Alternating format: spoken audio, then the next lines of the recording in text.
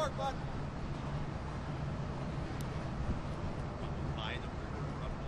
I thought it was rumble at the river.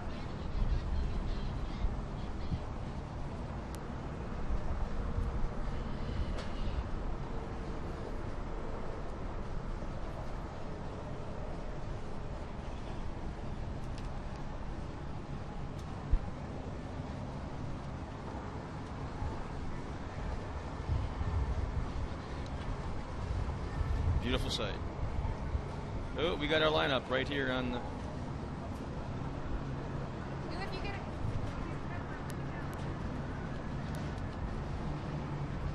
That was... Oh, okay.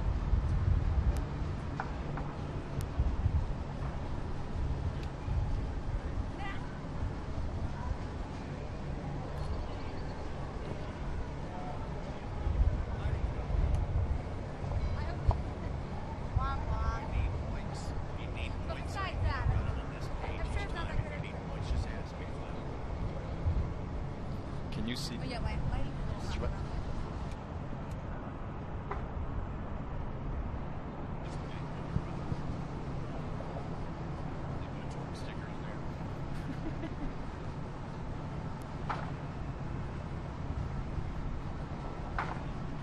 Kimberly.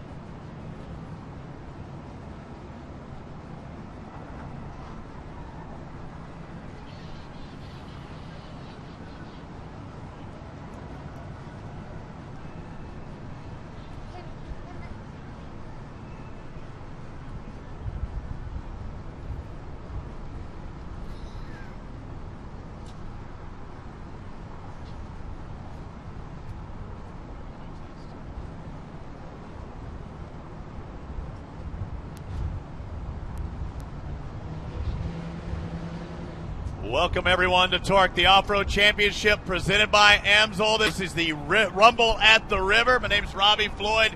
Next to my partner, Scott Rain, overlooking this great venue at Gateway Park. And yes, we did have rain come through yesterday, moving the race day to today only. You're going to get to see a lot of racing this afternoon in 3 different classes, from the Pro Lights, Pro 2-Wheel Drive, and Pro 4-Wheel Drives. As the cars make their way down the freeway, we welcome everybody to short course off-road racing. Yes, we might have a river in front of the track here, but not a river on the track. Glad you could be a part of it. Scott, this is race day. Finally, it is upon us, and right now, the skies are cleared. It looks like we're going to get ready for some racing. Oh, even though it rained out yesterday afternoon, the guys had a great time. We kind of last-minute tweaks on the race trucks, but then all of a sudden in the afternoon, you see some of the guys kind of doing some recreating. We had the Johnson and Matag boys down here in the Little River fishing. A couple of us went go-karting. The track crew, to their credit, they stayed right on this facility working on it all afternoon. Mother Nature, once again, is kicking our butts this weekend, and we're not so much rumbling at the river right now as we are in the swamp, the lake, the river, the creek, whatever you want to call it. We are basically racing on top of a swamp. Jeff Norseman, the track crew, built a fantastic facility. Specialty built. I mean, yeah, this track's not here normally. This is going to be permanent. And talking to Chris Blair, the general manager of the whole facility, he really wants to do a lot here in this little part of the area. And he has some great expansion plans. In case you're familiar with the Amsoil Arena Cross, this is our typical short course track that you'll see throughout this year. A U-shaped course, not very quick. Of course, they've only practiced for a couple of sessions until the rains came down on Friday. But you can see it's a great course. A lot of stories between the drivers as well as the track throughout the afternoon. And with that, we have the third member of our broadcast team, familiar with motorsports and Torc, the Off-Road Championship. Good to have you back again, Kate Osborne. Robbie. Yeah, guys, this is going to be one exciting race. There's something about this mud being an equalizer that is going to be so fantastic. These guys are ready. I don't know, I think the fans are ready, teams are ready. I'm looking forward to a good race, guys. Thanks a lot, Kate. And look at this facility. You see all the mud that's in front of the track. They've scraped it, reworked it, done everything. And if you did watch our first race, we had weather conditions in Dallas as well. But the track, without question, was tamer. First stop of the year, and now we've moved to the second stop of the year. It's tame no more. There's some faces on these jumps we're going to be seeing today. Well, the other thing is like at Texas, we had established dirt. It had been raced on. It's been formed. It's been packed in. This is virgin dirt. And when it rained, it soaked all the way in, all the way down, maybe upwards of 2-3 feet. Dallas, it rained and ran off. We don't have that luxury here. Well, we've got plenty of racing ahead of us. We're going to step aside for just a moment and come back to St. Louis, Missouri for the next stop of Torc, the Off-Road Championship presented by Emsel. We're glad you can be a part of it. Getting out in front on the racetrack or on the trail requires every performance edge you can get. Amsoil synthetic dirt bike oil is formulated to maximize horsepower. Its synthetic base oils reduce energy loss to friction, meaning your engine works less to deliver more power to the ground, helping you get out front and stay out front. Amsoil synthetic dirt bike oil. Out front performance.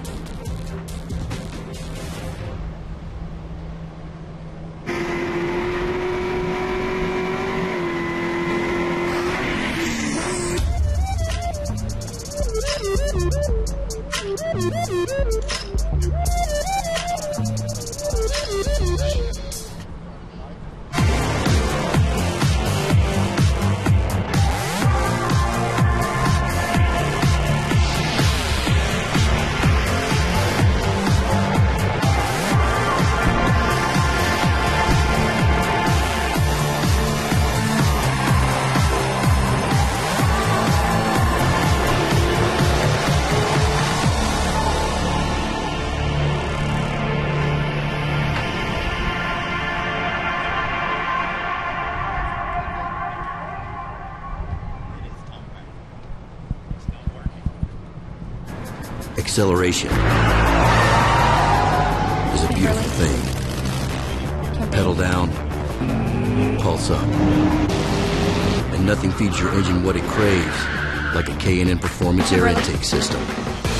For more airflow in, more horsepower out. Guaranteed.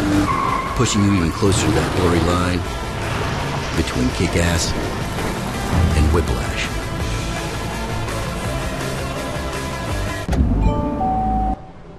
Welcome back to Torc, the Off-Road Championship presented by Amsoil. Torc, the Off-Road Championship is brought to you by Amsoil, the pulse of performance. And by Cooper Tire. Life's a road trip. Come on, let's go.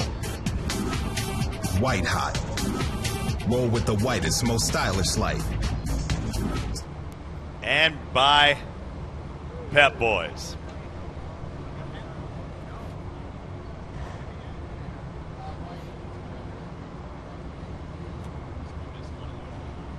Oh, it's a wonderful day here in St. Louis, Scott, and we good to have Katie back with us as we prepare for racing.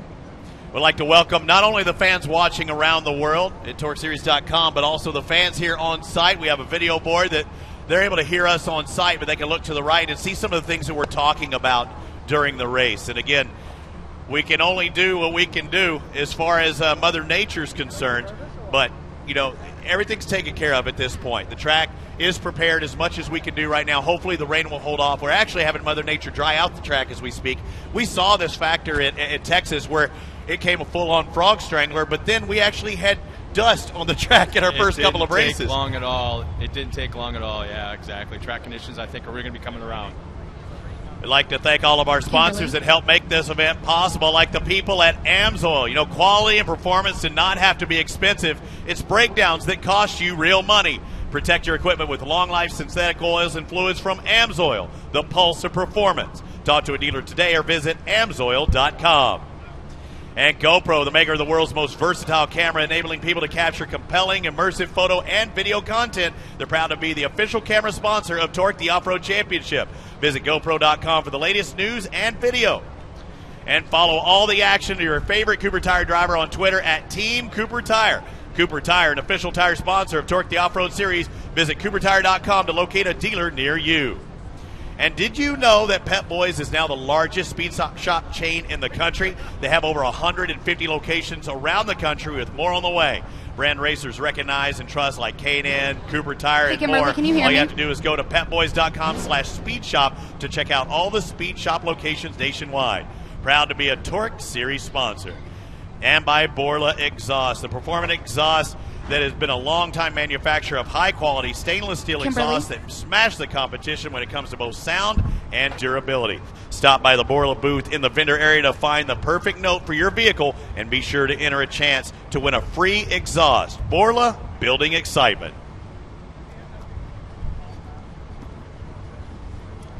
And you see the safety trucks prepared there. Kimberly, should I be Stars here in and the program? Stripes. We will actually have more of a dramatic opening ceremonies for the fans here on site, and a part of whatever stop you make it. And you know our next stop is going to be another short course, literally in that form, in Chicago, not too long from now, about 3 weeks from now, up at Chicago Speedway. And it is kind of different, and we'll hear Marty Hart as Katie's talk throughout the event. You're going to see the diversity of the drivers. We're going to see Dallas. We're going to see here in St. Louis and Chicago. Those are a short course in the truest form. But even short course, when we go to Bark River, in Sturgis, and Crandon, it's a different world, and you have to be good at both of those types of tracks. You got to like the diversification of the Torc Series, because we have, just like NASCAR, the Bristols, we have the Talladegas, the Daytonas, the Richmonds. So we have our own off-road version of that, and this being basically a very, very tight Bristol. And what's also interesting is the track conditions. We actually practiced here a couple days ago, right, on Friday, and what they're going to be racing on is going to be totally different than what they had in practice. Jeff Norseman, the guys, not only is the dirt itself going to be different with much more moisture in it, but they put some kickers in some of these jumps to get a little bit more air over these tabletops. So they're basically what notes they thought they had acquired on Friday for practice. They're pretty much going to have to start over today. These are off-road trucks, and I want to remind everyone, not only on site but in the stands, you deal with the track that is in front of you. Would these guys like different, drier conditions, tackier conditions? Possibly, as you see the trucks lining up, the pro lights here. Yeah. But you race with the track that you are dealt with, and this track will develop, not break down, it will develop as the race goes on. So here they are, the pro lights, our first race of the day. As they come out of the track, once again, they'll be given 2 hot laps or 2 reconnaissance laps. I don't know how hot it's going to be. Yeah, they're going to be checking things out. And we've got a very stout field. A lot of these guys been kind of like scratching their head about it, trying to figure this thing out. Luke Johnson will be the first driver to come out here. Some brand new colors on that truck, which is really neat to see for that young man. Yeah, on the Red Bull Multicam RPM Off-Road, you see the Cooper tire livery of Luke Johnson, the 14. The 41 of Kyle Hart. He's the series points leader on the Walker Evans Racing Maxxis Tire Amsoil dot. One of the more experienced guys in this class from Loveland, Colorado, driving the Kenda Tire Pack Race Springs Amsoil entry, the 27 of Sean Morris. The 43 next to him, Travis Dinsmore out of Paris, Ontario, with the Ford colors. On the Sleeko Plastics Turo Tires Yukon gear machine, he's another one to watch for that's going to be on that second row. This kid may be from Iowa, but he's the most California Iowan kid I've ever seen in my life. The 21 of Cam Ramers out of Iowa, driving the Radar Tires, Liquid Wrench, Max and Hostile Wheels, Kicker Audio, entry number 21. When I think of bodybuilding, I think of Bobby Runyon. Bodybuilding.com, Wishes for Warriors machine out of Denver, California. Bobby Runyon Jr. in the 9. We're going to see how good this kid is, because he spent half the day fishing yesterday out of Temecula, California. Doug Matag and the Cooper Tire Supercross.com Johnland Racing Team. Cooper Tires Amsoil entry on the number 81. The Ponzi Kenda Tires Nissan out of Harlan, Wisconsin. The 4 of Jason Janetz. He'll be next to Jake Lunderby in the 55 out of Montana, the Maxxis Tire Toyota. And Jesse Johnson's out there, the younger brother of Jimmy Johnson from El Cajon, California, driving the Husqvarna Chevy Maxxis Tire number 15. And how about this? First time on the track with his here in Torc Series.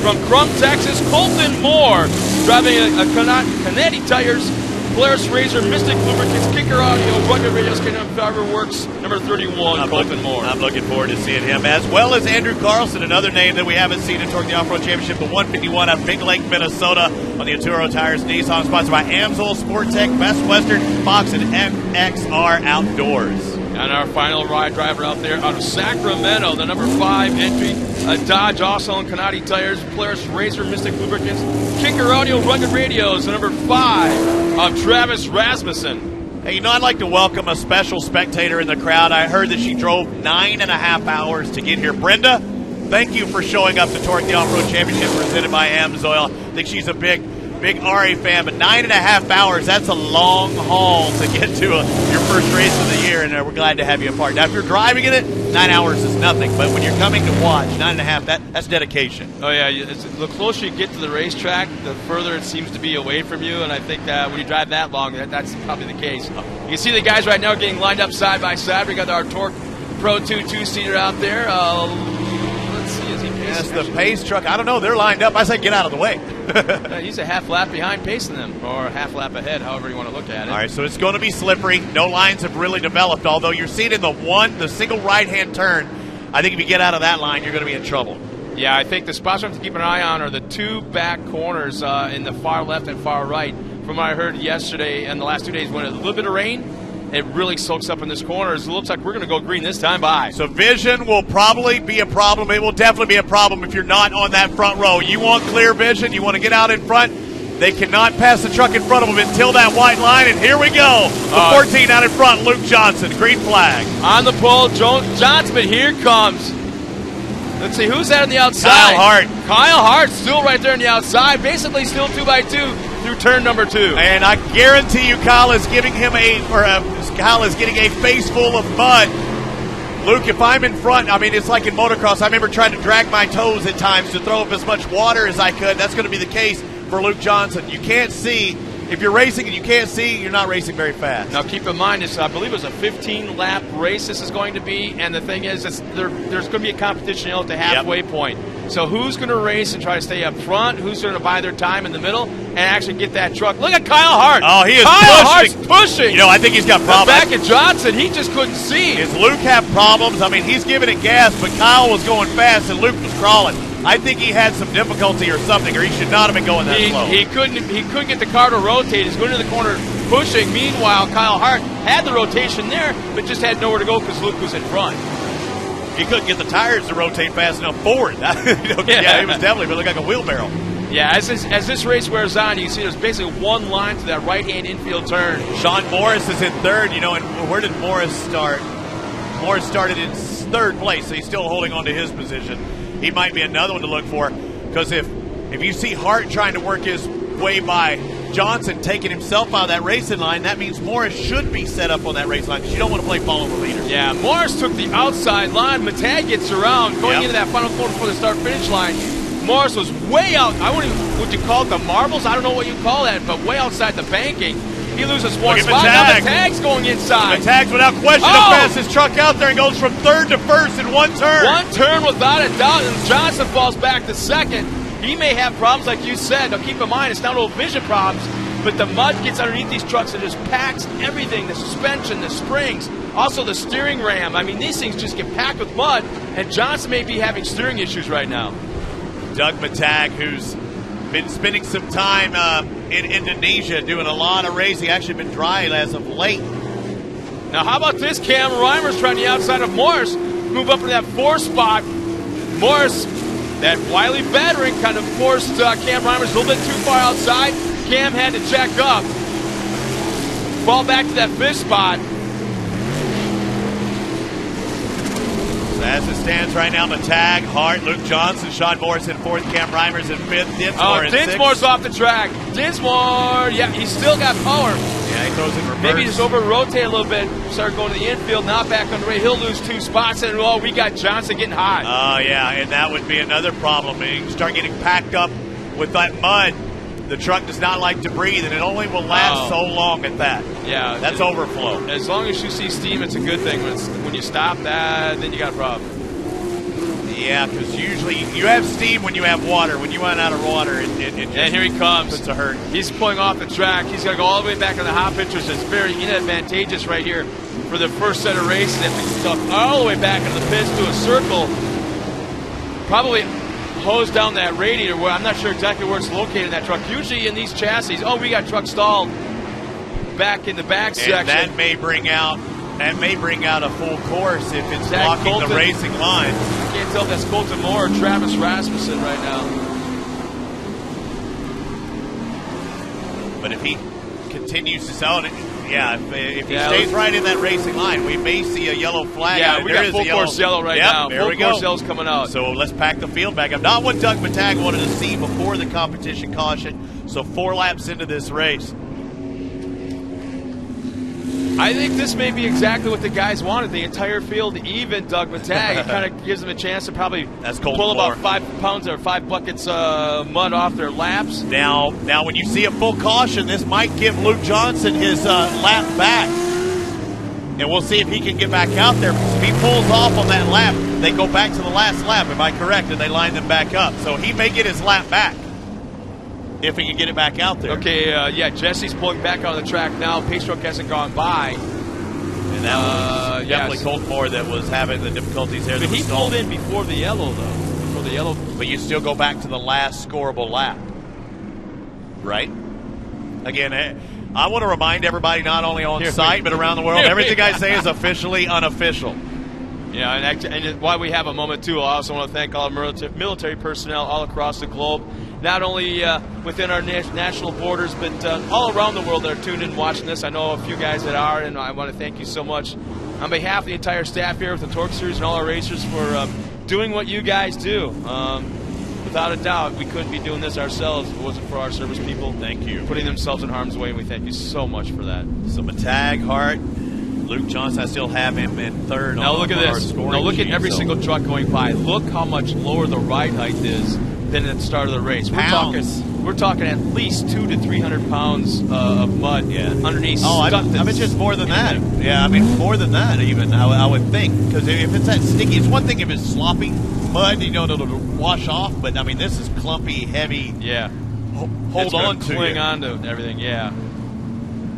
And this makes you wonder. I mean, some of these guys, they put heavier springs in to prepare for the end of the race as compared to how you start the race or midpoint. So you put in 200-300 pound heavier springs on the shocks. Yeah, she won't act very good at first, but once you get back into that range you were looking for, it'll be good. Same thing probably with the shock valving or the compression and rebound setup as well, because no matter how much you have travel-wise beforehand, you're not going to have that same travel after, because that suspension is going to have you squatted. The sag is what they call it. And this is actually going to be this might fall into Bobby Runyon Jr.'s hands with. In fact, let's go to Kate. She may have something on one of our racers. Kate? Who's doing awfully well out there right now. I was talking to him about the mud and the element that would really be for him, and he said, you know what, it's going to be really, really interesting out there. If he's not in first, he's going to have a big bruise. It's going to be really challenging to see, and visibility is going to be key. So Doug right now not having to worry about that. All right, looks like we're about to go green again, and they have to hold single file line on these restarts. And they do have the green. Matag out in front of the 81. Hart in second, just behind 14 of Luke Johnson. Have him in third, so he was able to go back out there. Is that who we had to pull off earlier with Luke? Actually, it was Jesse. Jesse, okay. Jesse, yeah. Luke, speaking of Luke, he pulls in second place. Hart looks like he may lose second and third. Yeah, he has. He's fallen back to fourth spot now with Sean Morris up to third. And I thought you said it was Luke that had pulled off earlier, but you're right, it was Jesse. So when Luke's in second now, that you talk about suspension and the weight, whenever you had those rhythm sections or doubles and he drops back to third, I saw that front end really dive down, not getting the pop off those jumps that they were expecting early on. It's all about weight transfer, trying to find that traction. You're talking a little bit of contact. Johnson and Morris, as they battle into that turn one, here comes Kyle Hart right back to that fourth spot. Over to that right-hand side of the track, those jumps look like they're much, much drier than the rest. You can see the color change in the dirt. Yeah, I started to say that I thought that a track like this might fall into somebody that's in shape, somebody that's strong, which would be Bobby Runyon Jr. without a doubt, because not is the truck heavy as the race goes on, it also handles very heavy. Having to work that wheel. Work at the wheel, yeah. It's almost like not even having power steering. So you got to really turn left and right on these things. It was like you yesterday at the go-kart track here at Gateway, really working that wheel as you see a lot of contact between Hart and Johnson. Johnson still trying to hold him off in third with the series points leader Kyle Hart in the 41 just behind, trying to do something different. And every time he seems to make up ground, he bumps Johnson just in front of him, can't get around. Oh, and Hart almost that back end, almost rebounding a little bit too much. I saw transmission from the back side of the truck. That's never a good thing. Man, there's a great battle going on. And Reimers looks like he got underneath as well. Yeah. Look at Cam Reimers, that liquid wrench truck. and Reimers sticks it on the inside and just pushes his way into position, now up to 4th. That's exactly what this sport is all about, is that little bit of contact, a little bit of rubbing going back and Bump forth. and run, baby, bump and run. And what's interesting, the kid's from Iowa. He hates mud races. He does not like this kind of track conditions. Yeah, coming from a quad world, too. You know, you coming from quad racing, you'd think he'd be used to that kind of stuff. And maybe used to it, but liking it is a different story. Let's watch these trucks. You see Cam Reimer in the yellow back in 4th place, closing in on Luke Johnson. In the back end, really swapping around on that double as well. There's a lot of weight that they really don't want to have, you know, on that suspension right now. Yeah, and the thing is also, if you watch closely, it pretty much looks like a one-line track almost every corner. They go into the corner on that line, got a lot of speed, a lot of traction, but they slide wide. They run into that berm, and it almost makes them come to a complete stop. It's like they hit the brakes, and they have to return into that line and re-accelerate. And, yep, there's competition yellow. We're going to re-rack them up. Look at Cam Reimers hang out of that spot as they come to the flag. And that's a big position right there. You saw Kyle Hart really pressing then to want to, you know, start one more position ahead of time as the drivers working their way through the field. Yeah, the last 2 laps have been a great battle in the back of the pack between Johnson and Carlson. Man, not afraid to kind of swap it up, even though they're in the back of the pack. So 8 laps have been complete. Matag, Morris, Johnson, your top 3 now. And Doug Matag, as it stands right now, seems to be the class of field. Once he got in that position, he worked his way into the lead, had that, you know, caution for more early on. But even in the restart, he's pulled away and really looks to be the fastest guy on the track out now. His best time of 42.65. He's the only driver in that 42-second range. Sean Morris, who sits in second, of 43.5, so almost a full second on his best lap behind. Yeah, but, I mean, look at the clean track he's had. He's run the exact line that he's wanted. Take advantage And if of you it. got to pass somebody in front of you, you're taking the most inadvantageous line. Inadvantageous. Yeah, where did that word come from? I like it. Oh, man. That's... You teach me new language. No, dude, that is coming from your Wisconsin upbringing. Oh, I like this. Bumper to bumper. He's going back to the green flag this time by. Will they get it this time? Yes, there they it do. is. So Matag tries throwing up as much roost on Sean Morris as he can. Morris has been fast. He's worked his way up from the 3rd pole position into 2nd spot now. So both of those guys have passed into these positions. Yeah, how about Cam Reimers? Inside of Johnson. Reimers taking a run at it. But that's going to be the slowest line. It sets him up on the outside for the right-hand turn, and Luke Johnson knows that. He's guarding every inside he can. And, yeah, he has to. Cam Reimers has to be aggressive because look at Hart right inside of him. Hart, that's what I'm saying. If you try and make a pass, you set yourself up for being passed in tracks like this. Look at Hart on the inside. Oh, yeah. Nice. That's a 5-6 truck battle for 3rd spot. That's a podium position. A 2-truck pass for Kyle Hart right there. That was awesome. And again, now you've seen Reimers go to the inside, coming to take that flag stand again. Luke Johnson gets in behind in the 43 bumping bumpers of Dinsmore as well. Dinsmore's going aggressive. He's flat out got so much confidence coming this weekend. He believes he found a new cut pattern in his tires. He cuts his own tires, screws his own tires, and he thinks he found something in practice on Friday. Let's look at this race for 3rd. Reimer sets up outside. He's trying to make it a fast line, but that is also a great way to be passed. But he does good. He tries to find a little bit of traction on that outside, but he's swapping around, and Kyle Hart trying to take advantage. Oh, Luke Johnson goes to the inside of Hart, trying to stuff his way in there as well. You're going to have contact. It looks we got a truck off the track, off the tabletop. Oh, we got to tighten them up again. We got to tighten them up. It looks like a full course caution. Yeah, full course caution. There's a truck off the side. And again, that's the 31 of Colton Moore. It's actually Jesse Johnson off to the far side. Yeah, that was from a previous. Track. Yeah, that's Colton Moore's from earlier in the race, but it's Jesse Johnson off the track.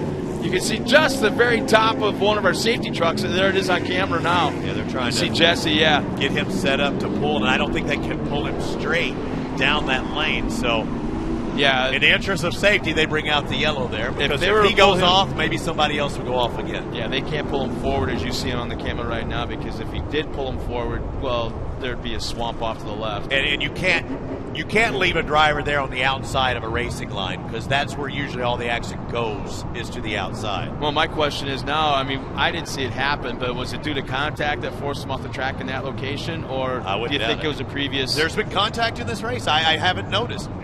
Everybody throughout it has seemed to have to stuff their way in position, but that's part of the program. that's what's to be expected at a track like this, without a doubt. I mean, this is our Bristol of off-road, without a doubt. I mean, you see a lot of fenders flopping around out there, the door panels flopping around, rear quarters. Well, not all that's due to contact. Some of this is because the weight of the mud is so heavy, it's just ripping them right off the trucks, and these things are only made of fiberglass. And the weight of these trucks, like I said, that has so much weight on that suspension that they don't want. It's not going where they want it to. They can steer it that way, but it's not going to handle the way that they want it. The truck gets kicked in ways that they are not expecting, and we're seeing a lot of that, a lot of the back end really hopping around. And I know Katie, and again, we can't hear, for those of you watching online, we can't hear her reports, but she had mentioned to us that, you know, some of these guys are trying new suspension setups and coming into this cold turkey. It's one thing to come on a track that you kind of have a feel for, but when they didn't get much practice with this setup, I mean, they're really going to be hunting. And there's a lot of guys that are searching for that right setup because this is the first time they've ever hit the track with this much mud on it. Yeah, and the thing is, too, keep in mind, as long as Mother Nature holds out on us this afternoon, we'll be coming back out and doing it again. Smoke out of Reimers. You see that? Yeah, I would be surprised. Now, keep in mind, it's not just a matter of packing the radiators full of mud that's going to overheat these things. You get mud slammed and packed around the transmissions and the torque converters. That heats up the transmission as well. So that's going to raise the temperature. That's not good. Look at the liquid wrench yellow truck right there in the yellow. Well, it's hard to tell if that's a white smoke or a blue smoke. If it's blue, we have an issue without a doubt. Dude, on a day like today, any smoke is bad smoke because even in that cooling, I don't think the cooling's going to get much better, you know? Well, and the thing is, too, I'd almost think that some of these guys are smart enough, if there is standing water or wet areas of this racetrack, they might be hitting it on every lap to cool it off. I've seen Jimmy Johnson back years ago do exactly that thing. He knew he had a little bit of a tranny fire. Every lap by, he'd go through that little puddle and put the fire out until the next lap. Do it again. It is hard. And he stayed out there. You've got to identify that because sometimes that muddy, thin water on a hot surface, it turns it into like clay. You know, it's like you've got pottery on the truck. So as they prepare, single file line that cannot pass, they have to stay in single file line across that start finish line, and then all heck is about to break loose. Doug Matag out in front, Sean Morris second, Kyle Hart, your top three. Cam Reimers is actually in Luke third Johnson spot. got hung up on the outside, got sucked off the track into that heavy, thick mud. He's been passed by two cars. As we see the liquid rich yellow truck maybe trying to take a little bit different line to close in on Morris. Again, sorry about that. My stats did not update. Travis Dinsmore still running a strong fifth spot. You know what? There's really no one. I mean, Doug Matag may have had the lead, but that's a lot of this race, but he's not really running away with it. It's not been that dominant because Sean Morris is right there, Cam Reimers. But I think with Matag, he is running the lines that he wants to run. But he's making a little mistake here and there, what I was saying. In third. Look at that race in third. Kyle Hart, he's getting aggressive now. He knows the laps are winding down. Over 10 laps complete. Oh, a little spin out from Kyle Hart there. That's really going to cost him. That's going to give Cam some room now. Now Cam Reimers has that room to take the... Oh! And Reimers just sticks it. That one right-hand turn, we can't see because we're on the outside. Oh, Matag up on two wheels. It is a wall right there, Scott. That's coming halfway up their doors. They're going to fix that probably in between the two races or before our Pro 2-wheel drive. Big run, yeah. That is a wall. That's a banking, yeah. 5 laps this time by... Oh, and look at the hook. Oh, Kyle Hart hooked right at the start-finish line. Almost turned him to 2 o'clock. Same thing with Luke Johnson. He loses his spot. He's just falling back right now as Carlson gets by. Sean Morris really starting to put some pressure now on Doug Matag. We'll see if Morris can turn on. You know, he had a smile on his face yesterday. He knew what he was facing, but he looked like he was looking forward to this race today, no matter the condition. Yeah, there's absolutely one line remaining in that inside right-hand turn, as you call it, a wall. And it won't be long, I think it'll be a high bank turn, the way these guys get hooked around it. Runyon having a little bit of issue getting by through that spot, but you know what, I probably should correct myself. Matag, I said, wasn't really dominating well. He's running the exactly line he wants. There's nobody in front of him. He's got a clean windshield. probably the last 8-9 laps, he hasn't even used a tear-up. No need to. And we also want to point out that you can tell the track is starting to dry out. They do rework it between the races, so I think the track will get better and better as the race goes on, because they will have to go out there and rework it, retrack it, and it really shouldn't take all that long to do so. And Matag, he's having some issues, man. He was swapping side to side to that rhythm section. It's got to be scrubbing off a lot of speed as Jason Janis pulls off the track and into the hot pits. He was running a little bit further back in the pack. He was in 10th place coming off the track on this lap. Matag in front, Morris in second, Cam Reimers third, Kyle Hart fourth, 5th place Travis Dinsmore, and Andrew Carlson has worked his way up to 6th. Carlson started in the back of the pack, second and last. Carlson's probably been the biggest mover in 6th. And just as you mentioned Carlson, he gets passed by not only Luke Johnson, but also with the 55 of Jake Lunderby, just by making a slight mistake going 1 foot to the right through that last corner before Subridge gets hung up in that heavy mud and loses 2 spots. On the video board, we're seeing Cam Reimers trying to hold off Kyle Hart. Kyle Hart, the series points leader coming into this, in Texas, taking that victory. Second place went to Luke Johnson, third to Sean Morris. So Morris in second as it stands right now, and we might have a tie for series points. And we'll keep this in mind also, that as soon as this race is over, like you said, they'll rework this track. But then Matag gets out of the Pro Light, gets into the Pro 2, and no one's going to know this track better than that guy right there for the next race. Right, Cam Reimers is starting putting pressure on Morris, lost a little bit of ground there, and we're seeing Matag check out. But look at the race for second, third, and fourth. Oh, hey! Just for a moment, he high-sided on that wall that you're calling on the right side, and that right infield turn. Who's he? And let's see, who was it? I'm trying to, the colors was getting hard to tell. 43 of Dinsmore. It was Kyle Hart. It was Kyle. Dinsmore starting to put the pressure on Kyle Hart. And there's the steam now. The steam coming out of the back of Cam Reimers. But only a couple laps to go on this one. The real race is for third place. Look at the pressure now. Travis Dinsmore is all up in the business of Kyle Hart. He is looking strong. He's going up in smoke as well. Yep, I just saw that. Now that was one instant puff of smoke. Yeah, that's something going wrong. Now it's continuing. So we see Reimers. Look at Reimers in third. He is like a mosquito fogger in Louisiana. That's no longer steam. That can't be steam. He's Reimers back behind Matag like a full straightaway, and he's going to hang on because there's a checkered flag. Doug Matag takes the win. Sean Morris going to come across the line, and just as for second across the line, Cam Reimers in third.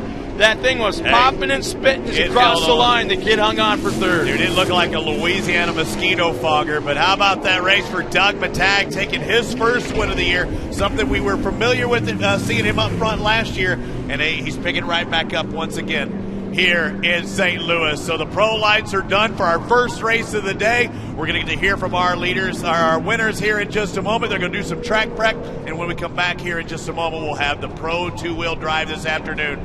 3 races for our morning show. Our afternoon, we rack them, restack them, get ready with the lights, Pro 2 and Pro 4. So we'll step aside for here in just a moment. Doug Matag, the winner in Pro Lights, race number 1. So the 81 takes the victory, followed by Sean Morris and Cam Reimers in third.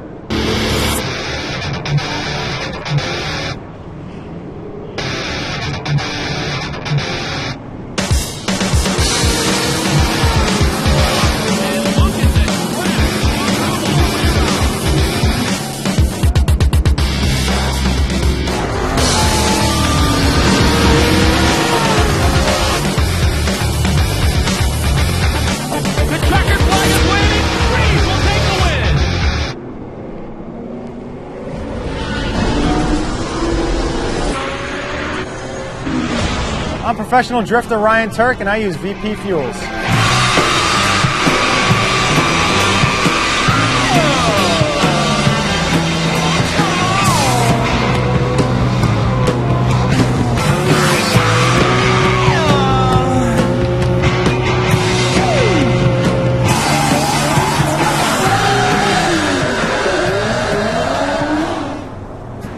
Acceleration is a beautiful thing. Pedal down, pulse up. And nothing feeds your engine what it craves like a K&N Performance air intake system. For more airflow in, more horsepower out. guaranteed. Pushing you even closer to that blurry line between kick-ass and whiplash. When I'm out there racing, God, I love the sound. What Borla does with the sound of this exhaust. There's a linear relationship between what's going on in the engine to what's going on in the exhaust. When I hear that engine scream and get above 6,000 RPM, it's the sound of power. So all you need to know is tune yourself to the exhaust. What a great product, well engineered. Welcome back to the Rumber at the River, and boy, we had quite the Rumble. I said that right? Rumba? Rumba. Hey, I've been watching TV, those dance videos. I saw you do one yesterday. The Rumble at the River here in St. Louis, and we hope to not hear any rumbling today as far as thunderstorms. We had a lot yesterday. These guys knew what they were dealing with, and they really persevered for this first race of the day in Pro Lights, because the lowest displacement or the lowest horsepower trucks, they run DOT tires. I mean, these are guys that will probably struggle with this track the most, and they're the first ones to go out. But that's part of the program. That is the program. I mean, you said it right when they knew what they were getting into. Now the thing is, they'll go back. They got a notebook to work with, because this afternoon they're going to have a setup they can work off of, change quite a few things, I'm sure, to get ready for the track coming up this afternoon. Matag, Morris, and Reimers, 1, 2, and 3. Yeah, kind of surprising that a California kid took the win here in these muddy conditions. Sean Morris out of Colorado. Not surprised to see the what do we say, the elder statesman of this class. You can say that. This is pretty much a kid's class, the young guys. Cam Reimers being one of them. He pulled no bones the last couple days, saying he hates mud. He hates racing in mud, which I kind of was so surprised being a kid from you the can be good at Iowa. It and still hate it. Yeah. I'm going there now. But yeah, there's a little bit of carnage. I see a couple of trucks being pulled off the track. Where am Johnson I taking him being to one right of them. out of the truck, right? Let's see, I believe Travis that was Rasmussen. Jesse Johnson you're referring to. Jesse Johnson was one of them, and then I'm trying to see the third one yet to be pulled off. Moore. Yeah, Colton Moore.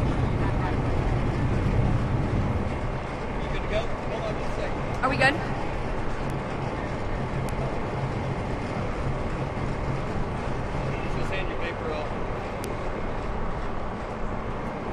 So as the course workers prepare for this track in our second race of the day, the first race is complete, and we have our winners right down their trackside with Kate Osborne. Let's go down to Kate, and there's a happy man taking the first race win of the afternoon. A very happy Doug Matag here. Congratulations, leading pretty much the whole way. What was working for you out there? I mean, the team has put so many hard hours into this truck, and it showed out there. This is where I thought I was going to be in Texas, and racing's racing. I ended up in 7th place. Started 7th back here. Had my work cut out for me. Made it to the front right away, and stoked to be up here. You know, I couldn't do it without all my sponsors: Cooper Tires, COD, Excel Off-Road, all the people in the pits. I mean, everybody, Joe, everybody that puts in so much time, and my mom, everybody, thank you guys so much. Now, one of the things you had talked about yesterday was visibility, and that was something that you didn't really have to struggle too much with. How was it out there? Yeah, I thought it was going to be bad, but, I mean, I just got to the front right away, and then it was pretty easy from there. But the first 2 laps were insane. Look at my truck. It's hammered so much mud, and the track's so loose, and there's so many ruts out there. But it's good to be back up on top. All right. Congratulations, Doug. Thank you. Thank you very much, everybody.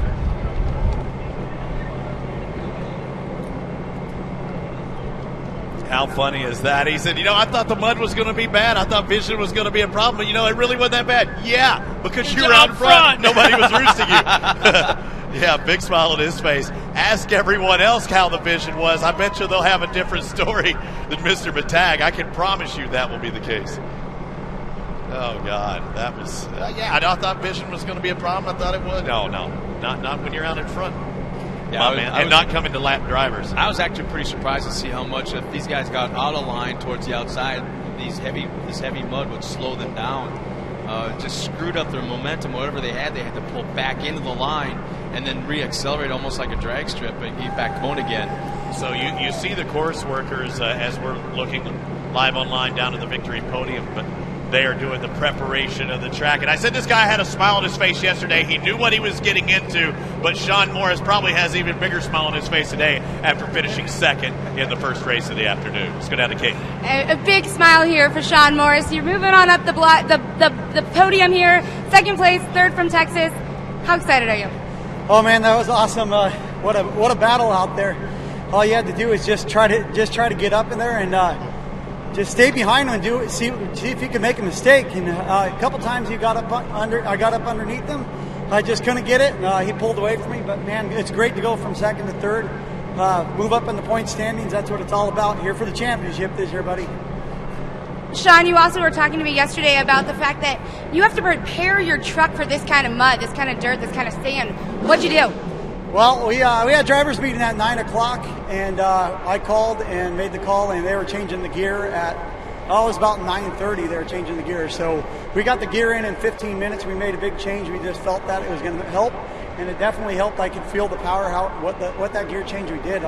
Torque converter locked up perfectly from Dynamic Motorsports. I mean, it was awesome. It did what I wanted it to. Awesome. Congratulations. Thank you very much. First of all, number one here to King to the Tire this year. Thank you so much. Thank you, Pack Spring. Thank you, Jeremy at Amsoil, and all my other sponsors. Thank you so much. Awesome. Congratulations, Sean. Good job by Sean Morris. Ken to the Tires definitely hooked him up this afternoon. He mentioned it there. I think he's going to have to get with Bobby Runyon, though. He's breathing awful hard. He's going to have to get at work on that program because he's got another race this afternoon. I'm glad I'm not the only one that noticed that. And he's all hugs right now. He alluded to it because he should be the points leader. Second after our first race in Texas. Second in this race. Kyle Hart, who won in Texas, finishes fourth in this one. So that should put Sean up there near the points lead going into our next race this afternoon. Yeah, he's got a really great amount of momentum right now, finishing the 2014 season last year at Crandon with a win. And just to kind of pick up right where he left off. So Sean Morris, without a doubt, is probably the guy that, you know what, he's just very, very, very consistent the last few rounds of racing, and it's keeping him up front, which is really cool to see. He spent a lot of time in the buggy class, and now is in Pro Light, and it's been a few years, but to see him consistently running up front now against what he calls all these young pups. You should know about that. Now let's talk about the facilities here, and for those fans, we got to visit. We had a car race off. No, but I'm saying they had drag races last night, and Torc the Off-Road Championship was part of those drag races yesterday. We saw a head-to-head matchup on the strip between it was Luke Johnson yesterday, and who did he go up against? Doug. Yeah. Tag, yeah. Doug Matag. And Luke took him. And Luke beat him there, so we saw the drag race. So Luke said he got the first race. There's a go-kart track, a national caliber facility here, and we had about 75 of our drivers and personnel in their racing yesterday. So even though there wasn't racing on the dirt, we had a lot of racing going on the asphalt on this facility. All right, it looks like third place. I hear a lot of cheering down there, and I believe Kate has our third place finisher right now. Kate? All right, I have a very, very happy Cam Reimers. They were towing your truck in. Walk us through what just happened. Oh, man, it was so much wetter than I thought it was going to be out there. I ran out of tear-offs before mandatory caution. It was just tough to stay clean, and temperatures were pegged. Stuff was starting to let go there at the end, but, I mean, I fought for it, tried what I could. I don't even want to talk about the race anymore. Just thankful for, all these people here, my friends and family, Liquid Wrench. It's kind of emotional, actually. It's been a long time since stuff. And Maxon, Hostile Wheels, Kicker Audio, Radar Tires, SSI decals. Like I said, Amsoil for getting me through that. If I didn't have them, I don't think it would have made it. K&N Filters, Rugged Radios, just anyone I forgot. Oh, my God, thank you. Awesome. Awesome. Congratulations, Cam. Thank you. You got the man. I got the Well, you can tackle the toughest cleanups in your garage with the new Gunk all-purpose cleaner and degreaser. The heavy-duty concentrated formula breaks through and removes dirt, oil, and grease safely from almost any surface, including aluminum and plastic. Find Gunk all-purpose cleaner and degreaser at Advanced Auto Ports or AutoZone. Also, VP Fuels introduces the Cadmium cetane improver for diesel engines. Cetanium increases cetane up to 10 full numbers. I'm not a diesel driver, so I don't know what that's a big name. Wow. The highest improvement on the market, makes even more horsepower than normal. Titanium is for off-road use only. For more information, visit vpufuels.com. Titanium makes Superman stronger. Oh, is that titanium? Yes. Okay, I'll believe that. And Maxxis tires are trusted by Torc champions because our products take drivers to the podium year after year. Be sure to visit the new Maxxis.com, Maxxis-racing.com, and stop by the Maxxis support trailer to learn more about Maxxis tire products, including the ultra high performance passenger, trailer, light truck, and SUV tires. And Luby. At Luby Equipment, we stand by our motto: equipment is our product, service is our business. Luby Equipment, official sponsor of the Torc Off-Road Championship presented by AMSOIL. Visit them online at lubyequipment.com or at our official page on Facebook for all your construction equipment needs.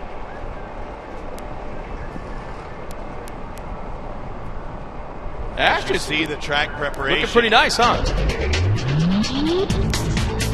The night just got hotter. White hot. Roll with the whitest, most stylish light. Silver Star ZXC headlights from Sylvania. Everyone has their daily routine. Some of us thrive on adventure, the thrill, even just a little family time. We live for the weekend.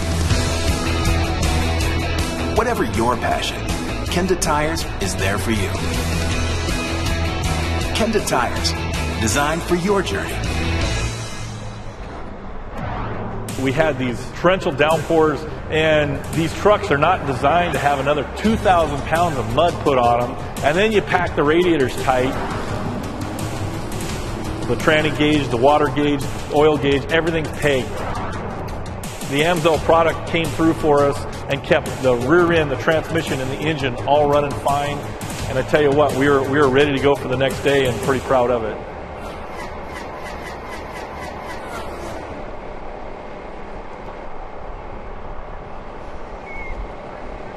Torc, the Off-Road Championship, is brought to you by Borla. We build excitement. And by TireRack.com, revolutionizing tire buying since 1979. And by Luby Equipment. Equipment is our product. Service is our business. And by Kenda Tires, designed for your journey. And by Sylvania Silver Star ZXE, our widest headlight for xenon-fueled style. Well, let's take it now down towards the podium as we will meet our top three finishers. From Ogden, Iowa, I've called this kid the most California Iowan I've ever known, finishing third, the 21 of Cam Reimers.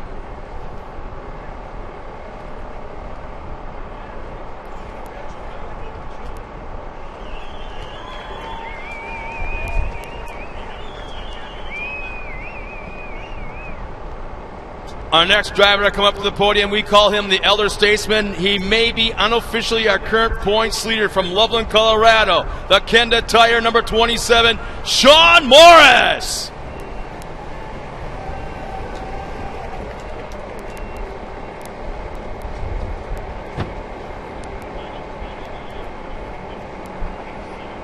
And taking the win this afternoon, starting right around mid-pack, but worked his way towards the front. From Temecula, California, spent yesterday afternoon fishing. I'm not sure if he caught anything.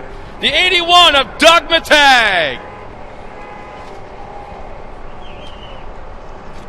Let's have a big round of applause for our top three finishers in our Pro Light division.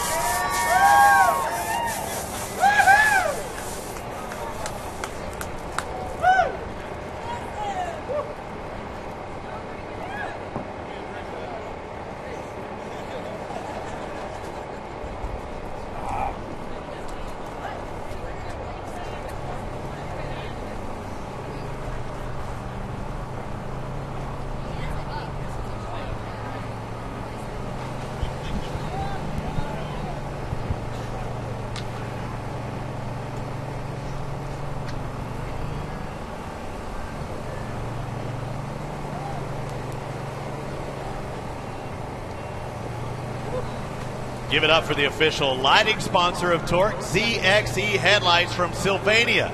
Light is power. Xenon fueled and HID attitude ZXE high performance headlights from Sylvania. Get a pair.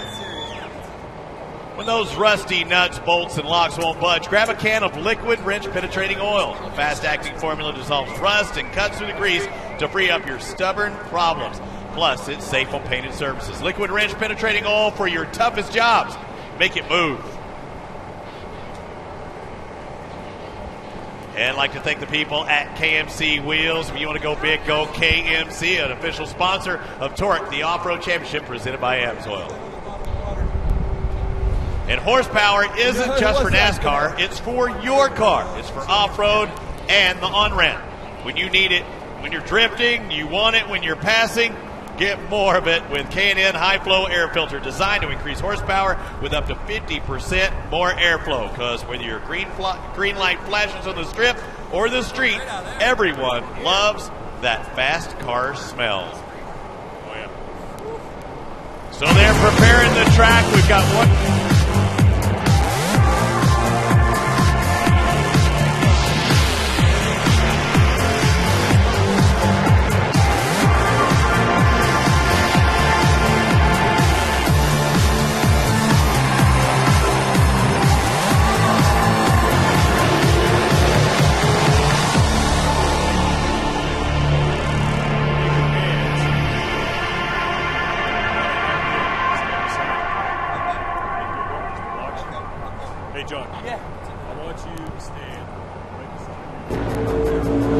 Horsepower isn't just for NASCAR. It's for your car. It's for off-road and the on-ramp. You need it when you're drifting. You want it when you're passing. Get more of it with the K&N High-Flow Air Filter, designed to increase horsepower with up to 50% more airflow.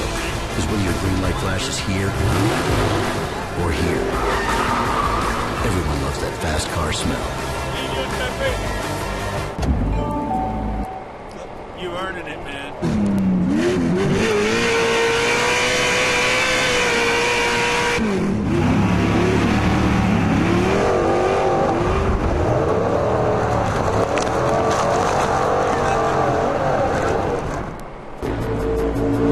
Horsepower isn't just for NASCAR.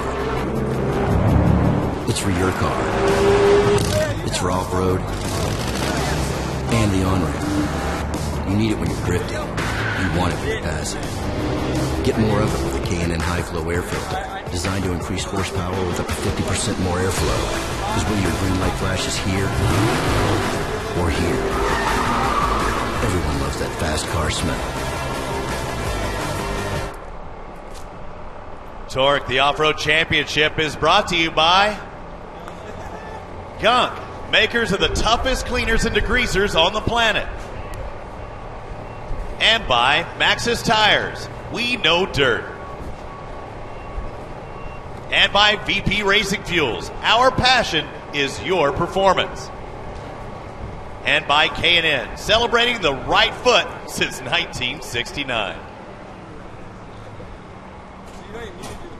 Yeah, that right I foot. love that. Did it really say earlier before on ramp in the K&N read? What did it say? Yeah, I did. Yeah, because my wife has been testing out that right foot with the Mustang and the K&N. So she's got the K&N. Yeah, we should probably have a testimonial maybe. Yeah, your wife could be the spokesperson of Torc, the Off-Road Championship, and testing out that, and probably the The acceleration aspect, as well. Yeah. She's a big sponsor. You know, they've been doing the track preparation. We no longer have that wall in the middle that started to develop, and that's just a factor that they will have to deal with throughout the race. But they totally resurfaced pretty much the entire part of this race course. You see them working on that right-hand turn now. This is the horseshoe track, something we see on the shortest of our short course racetracks. The start-finish line right there in front of those AMSOIL banners, making that left. So every turn is a left except for that one single right. I cover AMSOIL Arena Cross during the winter, and I get to see this track a lot. And one thing about this track is it promotes contact. And one thing I found out, I was kind of watching too while you were talking, is that they are working on that track, but there's also a driver or two that's sitting out there in the outside retaining wall in that sweeper, watching exactly what they do, and probably one of the smartest drivers, smartest thinkers Whether he's not, he has who would that be? Because I don't know who you're talking about. I think it was Johnny Greaves sitting on that side. Well, I like the fact that he kind of ponders things, thinks about things. He's not a knee-jerk reaction kind of guy to watch. He's actually watching exactly what's going on. He was one of the faster trucks in Pro 4 practice the other day, and he's still watching how this track is changing. And we'll see Johnny work his way up into the stands as I'm seeing him right now. And Johnny will be in the Pro 4-wheel drive as well as his son CJ in the 4-wheel drive, but he's probably setting up here to do the call for him, to be the spotter for him in the Pro 2-wheel drive, which we'll see here in just a moment. The breeze is starting to pick up. Well, the racing's about to pick up as well. And Torc, the Off-Road Championship presented by AMSOIL. We had these torrential downpours, and these trucks are not designed to have another 2,000 pounds of mud put on them. And then you pack the radiators tight. The tranny gauge, the water gauge, oil gauge, everything's pegged. The AMSOIL product came through for us and kept the rear end, the transmission, and the engine all running fine. And I tell you what, we were ready to go for the next day and pretty proud of it.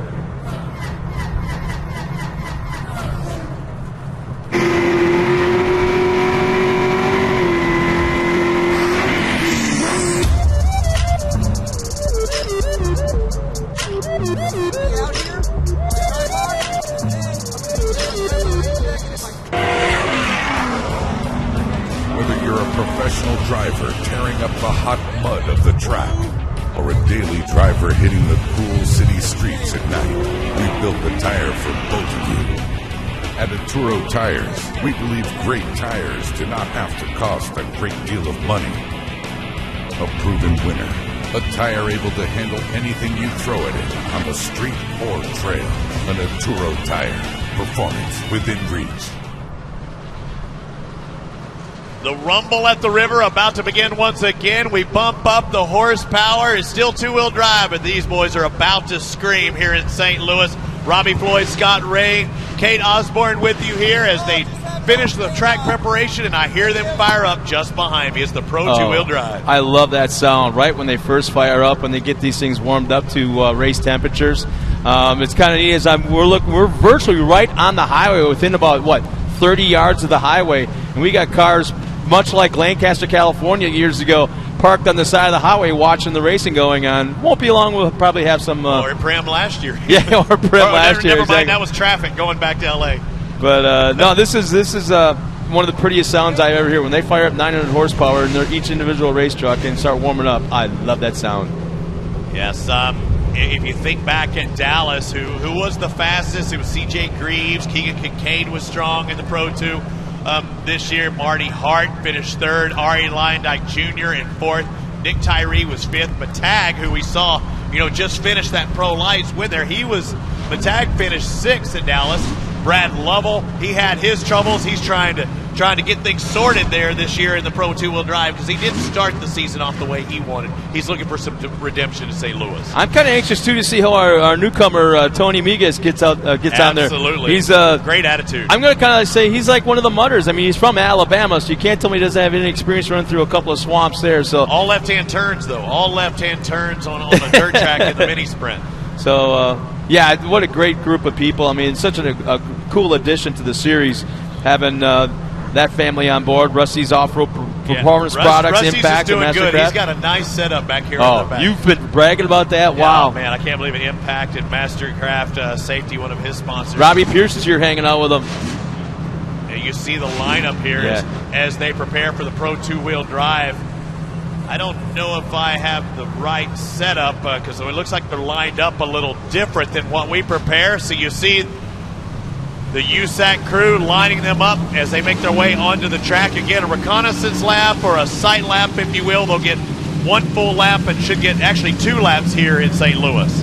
You're going to see these trucks handle this track a whole lot different than what you saw in the Pro Light class. The Pro Light's generally about 500, 520 horsepower. These things are almost going to double it to 900. Much bigger tires, much bigger grooves, whole different kind of animal. Where you see these guys barely just coming shy of hitting these tabletops and clearing them, you're going to see these guys within probably the 3rd or 4th lap as the track comes around absolutely clear these things to get about 10, 12 feet in the air. Usually a sight lap, they don't get on the gas that hard. They're trying to identify stuff. This is a practice lap for these guys. There's not much sight. They are on it trying to make lines quickly and find out where there is and is not traction, because this is a fresh track. They just re-groomed it, so they're starting off fresh. It'll have 2 laps into it when they go to take off. And the thing is, too, is these guys are kind of on the second time around getting out of the gas a little bit. Their spotters are not going to be watching them, per se, as much as watching these other trucks and the lines that they're taking, so they can relay that to their driver.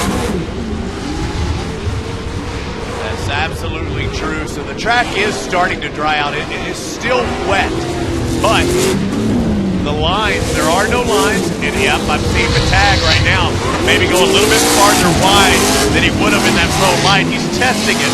The water. Absolutely. And we watch NASCAR. You hear about the line starts on the inside of the track, like say in Bristol, and eventually the second line starts to form up towards the wall. That's kind of what they're doing here. They're kind of starting their own line out towards the outside, trying to create a 2-line situation. Looking at the Traxxas entry of Keegan Kincaid on the Cooper Tires AMSOIL entry as we work through. Marty Hart should be on the front row. The systems control AMSOIL Maxxis Tire Ford. It'll be number 9, the 7 of Keegan Kincaid out of Crandon, Wisconsin on the Traxxas Cooper Tires entry. CJ Greaves on the Maxxis Monster entry out of Abrams, Wisconsin, number 33, the 25 of Ari Lyondike Jr. out of Arizona on the Gunk Cooper Tires entry, the 91 of Nick Tyree out of San Diego on the Tyree Motorsports entry, the 81 of Doug Matag, who we just saw win the Pro Lights. Out of Colorado Springs, Colorado, driving the BF Goodrich AMSOIL Super Tracks, number 44, Brad Lovell, his first year in Pro 2. Right behind him, also this is the new guy we're talking about from Rainbow City, Alabama, Tony Miguez, driving the Rusty's Off-Road Impact Mastercraft, number 13. I didn't look up. I was trying to blow through those guys. I didn't mean to get through all those, Scott, because you can tell they're trying to get this done. In the wind, just to let you know, the wind is picking up a little bit here, but still blue skies. Partly cloudy again. Yeah, they were talking about rain coming in right around 11 o'clock, and we're already past that, and it really doesn't look like rain, to be honest with you. Right. Just the fact that the wind is picking up, which will dry this truck out faster than if the sun was even out. And if it's not raining and the wind blows, it'll blow on bias to the side. That's our guess, because there was a line of showers, but if it misses us, it shouldn't miss us throughout. So you see the drivers prepare, even right there, I think on that outside was that Kincaid. He was trying to test in that one left-hand turn, seeing if there is some traction, because although you're on that outside, you may get a pretty good drive, and that's what he's hoping for. I'm going with that better on the inside. Marty Hart pulled the hose out. That wasn't hard to call. CJ Greaves from the inside second row. Squirts right in front of Keegan Kincaid, now running in second. Keegan had no shot when he was on that outside, and Marty set the pace coming to take the green. Ari Lyondike running in that 4th spot, over-rotates, running in 4th. And now comes back onto the track dead last. The Plains Trace and you're going the wrong way. How does he know where we're going? I love that line, and that was the case for Ari there. So you see Marty Hart out in front with CJ Greaves in second, Kincaid in third. Although Kincaid started on that front row, he was really hung out to dry on that outside when Marty got a good jump.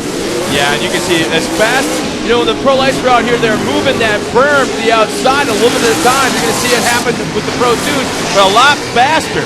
So it won't be long. We're going to have probably 2, maybe 3 lanes out here on this track as these guys continually find traction out there in that berm. I'm watching Doug Matag, who's back in 6th spot trying to close in on 5th. He looks to be the most aggressive as Ari Lyondike almost goes around. Rotates. Oh, man, look at that. Right down the middle. If he doesn't get stuck, I'll be so surprised. He is mud bogging right now. We can't see Ari on camera, but he went full-on mud bogging to the middle. Look at this race for second place.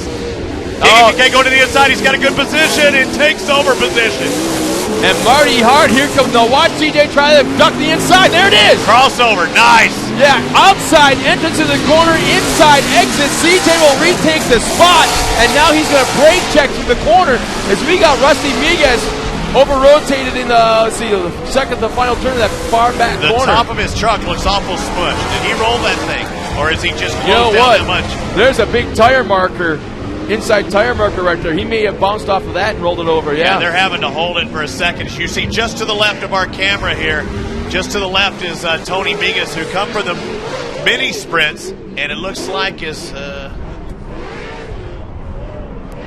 you see his hood. You can't see quite from that angle. It looks like his hood was squashed down just a little bit. Maybe just I'm looking the way at his roof line. at The passenger side of his roof line looks push a down. lot lower, but we're not seeing it from this side. But this is a guy who comes into this sport. Yeah, there you go. Now you see it. I don't. Maybe he wanted it like that to cut down on the mud, but I don't know. Arrow. So yeah, they're trying to pop it up. So his line of sight is definitely reduced.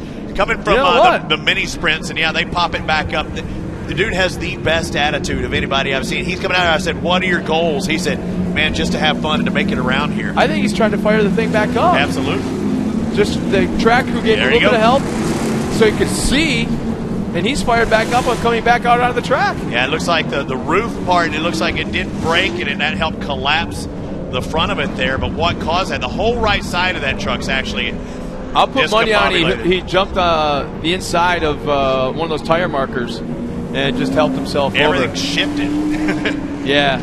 Now, keep in mind, that's not a full roll cage. It doesn't go over the whole compartment. These things the roll cage itself over the head is just around the driver. So when you take the bodies off these trucks, it looks like a little pod just around the driver, not the whole truck. All right, let's look at the leaders right now. Marty Hart, CJ Greaves, Keegan Kincaid. We saw a lot of action from Keegan and CJ. Just when Keegan had the inside, a great line, and didn't hug that inside. He took it wide, and CJ, with a call probably from his dad, he probably said, go under. He dove under. That was an awesome pass that he put on it. Well, what was tricky is if you can position yourself going into a corner, just a little bit of that right rear of the truck in front of you, not allowing him to rotate, brake check, and then go to the inside. Yeah.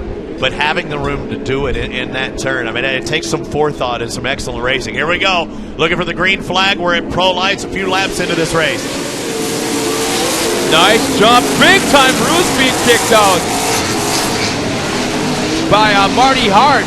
Man, he just laid into the second, third, fourth place truck. Look at Matag. Matag, I think, remember, he was getting aggressive in the first half before he had that caution, and he bobbled a little bit right there trying to take that extreme tight left-hand turn. Keegan Kincaid coming right back on Greaves, not allowing him to get away. Meanwhile, Marty Hart jumped out about 4 or 5 truck lengths over Greaves. Now remember, vision and the roost factor that Matag didn't have in that first race. That's what Marty's dealing with right now. Out in front, clear sight. CJ and the rest having to deal with that roost. And I had a chance to talk to Dan Vanderbilt, who's one of the vendors here selling tear-offs yesterday. He said CJ came over to buy tear-offs, but he only bought enough for one race. I'm like, how many's in a race? He goes 40. Maybe he had a stockpile. Maybe he had a stockpile. I think I would have bought more than 40 tear-offs for just this one race, though. Marty Hart having to saw on that wheel in the right-hand turn. A lot of movement in that truck, like jab, jab, jab, where CJ Greaves in second. A nice, smooth drive around the right, and that really closed it up this lap in second. Now, Marty Hart's back here in the 2015 in the Torc Series, and he's teammates with Chad Hort, and that's Chad Hort's Pro 2 from last year, which was winning. A few wins on it. Yeah, exactly. So he's starting with a pretty good stout piece of equipment. CJ was fast, some mechanical difficulties throughout the year, and I believe in that pro, or it might have been the Pro Light. I think that he had a couple of problems. And we're starting to see that berm develop again, and it's a wall berm. I mean, it's a full-on berm, but you have to play the turn. Man, these guys are trying to pitch their truck sideways. Marty gets out the bad stuff in the slop. CJ's going to get a good drive. Look at him coming over that tabletop. CJ's inside. Trucks are there. CJ goes inside. Look at Keegan. Yeah, forces Marty to go outside. Here comes Keegan now back inside. Little love. Oh, make contact. Marty gets up on 2 wheels. Is able to save it. Kincaid now goes into second. And now Keegan holds on to that inside super tight because he does not want any retribution there. He knew somebody was on the inside, gave him a little bump, and he was probably going to repay the favor if he could. Now, Keegan's skill level has just grown exponentially over the last year or so, driving multiple different vehicles in the off-road world, and I think that's starting to see. And Keegan got into him a tight tad bit, but he was on the inside trying to hold that inside. It was just unfortunate, and the attitude of Marty's truck was going to the outside over that first jump, and Marty did a great job of keeping that thing on 2 wheels and then back to 4. You know, it's really interesting. If we go to Park River and think about Park River at all, that one straightaway right in front of the crowd actually parallels the county highway or the county road alongside the track. Right. It's almost the same exact way here in that straightaway by that tabletop. That close to the pavement. But a lot more speed at Park River. Oh, yeah. Looking at the tracks, this entry of the number 7 of Keegan Kincaid. Again, Keegan finished second to C.J. Greaves in the first race of the year. He's second to C.J. in this race as well. Yeah, we got cars parked in the highway and the ditches watching once again on the off ramps. This is kind of cool. Hey, come on in.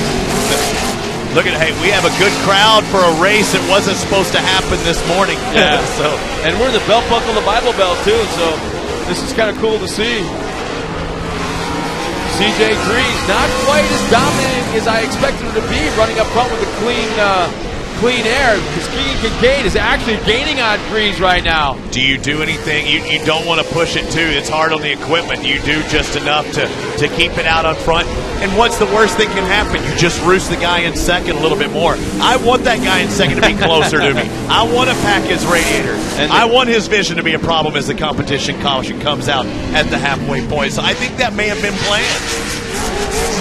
As we're taking a look at Ari Lyndike Jr., who he's in a Pro 2-wheel drive, but he looked like he was in Mud Bog City just off camera in the first half of this race. He went right through the deepest, muddiest. It looked like a mud bog race, a portion of this off-track excursion. So I just wonder right now, he's got one of those heavy quilted fire suits, exactly how wet he is inside there. That cannot be comfortable, because literally when you're in the cockpit of these trucks, your whole right leg from your ankle up to your knee is virtually within about an inch or an inch and a half of the headers coming off that engine. Oh, it's hot there, too. And yeah, so they're fire protected. They got the panels, or the heat panels, attached to the aluminum panels that are inside there. He could be steaming with all that Oh water. yeah, come think, absolutely. It's not unusual to see these fire suits that are brown on the outside of their legs on the right side, just from being that hot.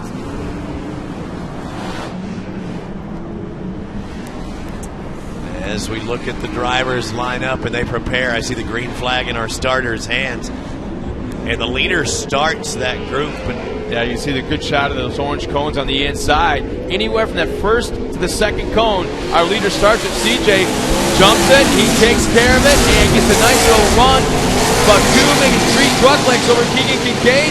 Marty Hardy in third, fourth, Brad Lovell. Ari Lyndike Jr. makes a pass and gets by Doug Matag, I believe. Ari good on the start of that left-hand turn. The only guy to actually gain a position in that first couple of turns.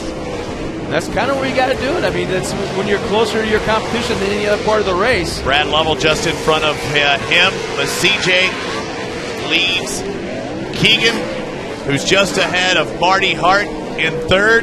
It's Lovell in fourth, Ari in fifth, Matag in sixth. Is that Migas in seventh? Or Tyree? That's Migas. No, I'm sorry. Yeah, you're right, Tyree. And Migas just behind him. I think he's 1 lap down right now, doing laps for some points. And Field. Oh, here goes Ari inside of Brad Lovell. Ari's getting a little racy right now. I think Ari might be the most aggressive guy on the track. He's trying to set up on the tight inside of the right-hand turn.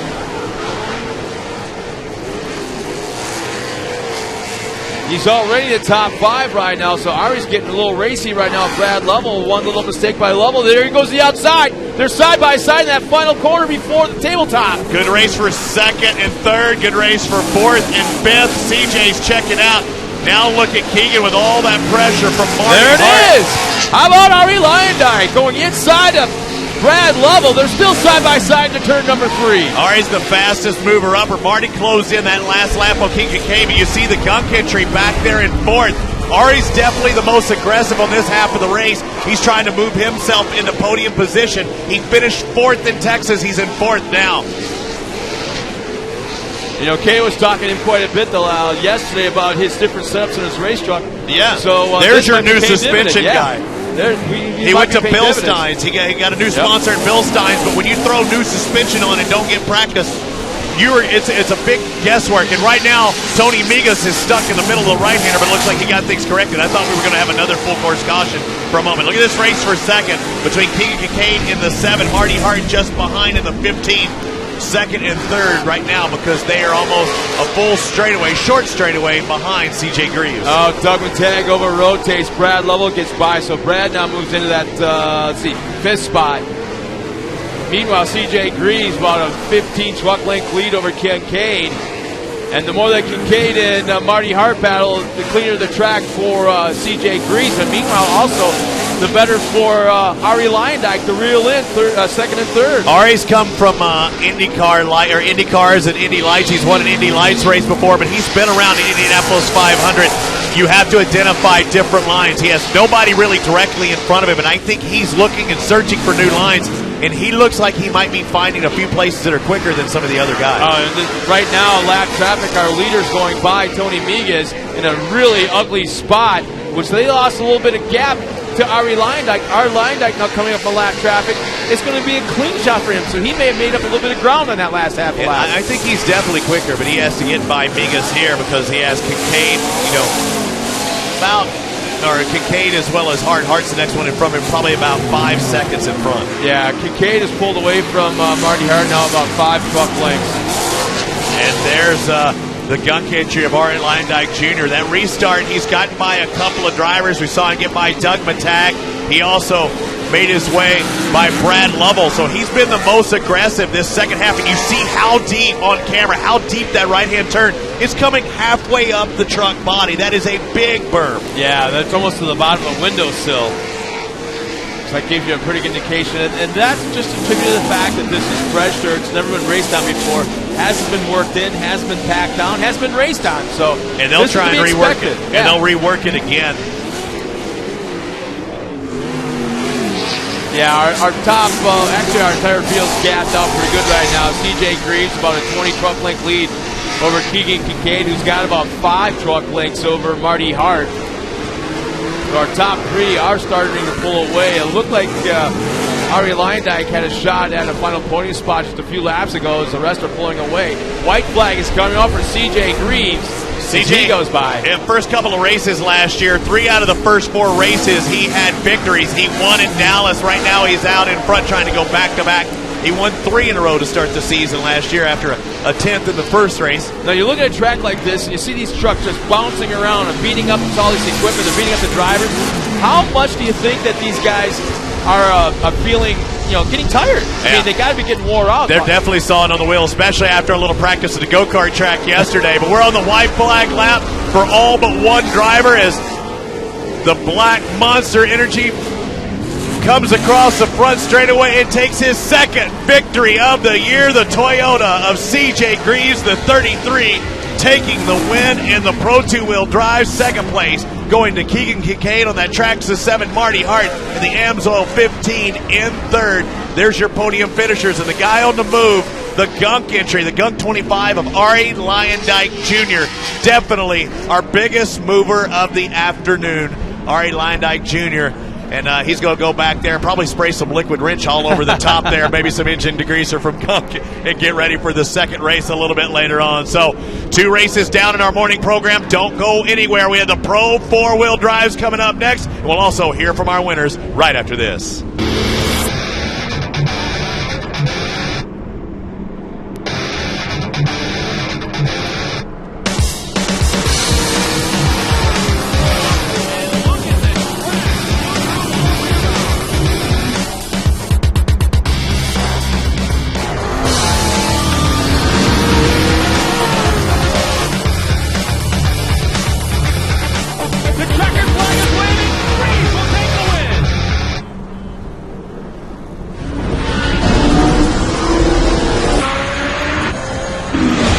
I'm professional drifter Ryan Torc, and I use VP fuels.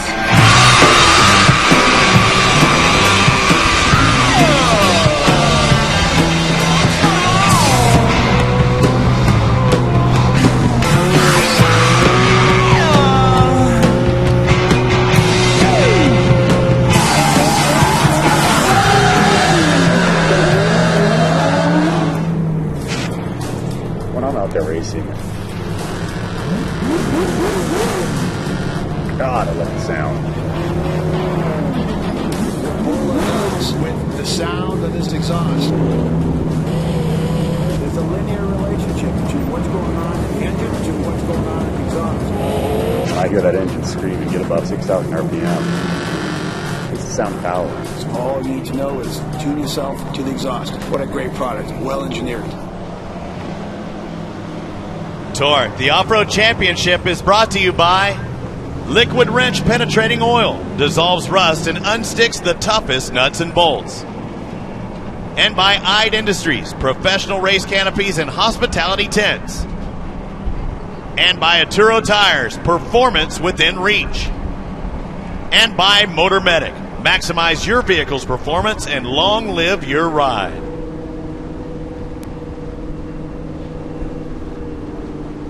We're at the Rumble at the River. Some rumbling of Pro 2-wheel drive trucks as they exited the track. Our second of 3 races in this morning program for those of you watching on TorqueSeries.com and for the fans here in the stands. Actually, the fans in the stands made their way around to the backside in our victory podium. They want to see him up close. His dad's the man, the myth, the legend, and we'll see him in just a moment race against his son, Johnny Greaves. But CJ making quite the name for himself, especially this year. He's got the perfect season rolling so far with wins at Texas and coming back with a strong win here in St. Louis. You know, the kid... There he is, getting out of his truck. He's down with Kate Elsport. How about it for CJ Greaves taking the win in the Pro 2-wheel drive? All right, CJ, got to be happy with that one. Congratulations. Walk us through that restart, getting you up to first there. Yeah, you know, the track was, for how much rain we had, the track was runnable. It got super gnarly, crazy ruts, and it just came down to line choice. And I had some desert background. I ran the Mint with my dad in a trophy truck this year, and that corner in the infield was a big old berm, and I knew coming in there it'd be just like a trophy truck. You could ride that thing, and that's what paid off at the end. So couldn't do it without all my team, my family, the man above for keeping us safe. Boots, Kyle, Cody, all you guys for coming here, Monster, Toyota, Maxxis, Forest County, Potawatomi, everyone, thanks a lot. All right, congratulations, CJ. Now, real quick, also, having your dad as a spotter and then going and racing here in Pro 4 coming up next, what's that like? Yeah, you know, I just gave him all my secret lines, so now I have to try to work around that, but I think we'll put on another good show for you guys. All right, congratulations, CJ.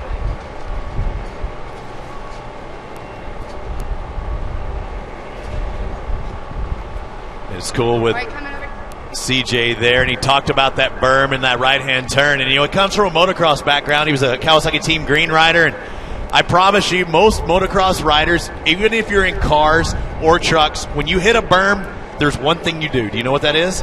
You bail off. No, you go brop whenever you hit it. You just go brop, and you come out in a rental car, truck. I don't care. I promise CJ was going brop. And let's go back down to second place with Kate Osborne. All right, Keegan, that was a battle for you, coming off that restart especially. What was it like from your end? Oh, that track was rough. I knew it was going to be that way after watching those pro lights go out there. So at the end of the race, it was survival. And I made a mistake, and I was like, oh, man, I can't put myself in that situation. We're going for a points championship, and I knew I was pretty happy where I was at, and we were happy to put this Traxxas AMSOIL Cooper tire truck up on the box again, you know, another second. So we're not letting them get too far away yet, and hopefully we can come out here and get on top of the box. Now, one of the things you said that was survival out there, but what was really working for you? Oh, you know, just being smooth, just finding your line and sticking with it, because the holes just kept getting bigger and bigger, and it was like a K-rail out there around the right-hander, and he had to stay off of it, and a couple times it almost bit me. So yep, we just got like I said, you had to be smooth, and that's what put us up here today. Awesome. Congratulations, Keegan.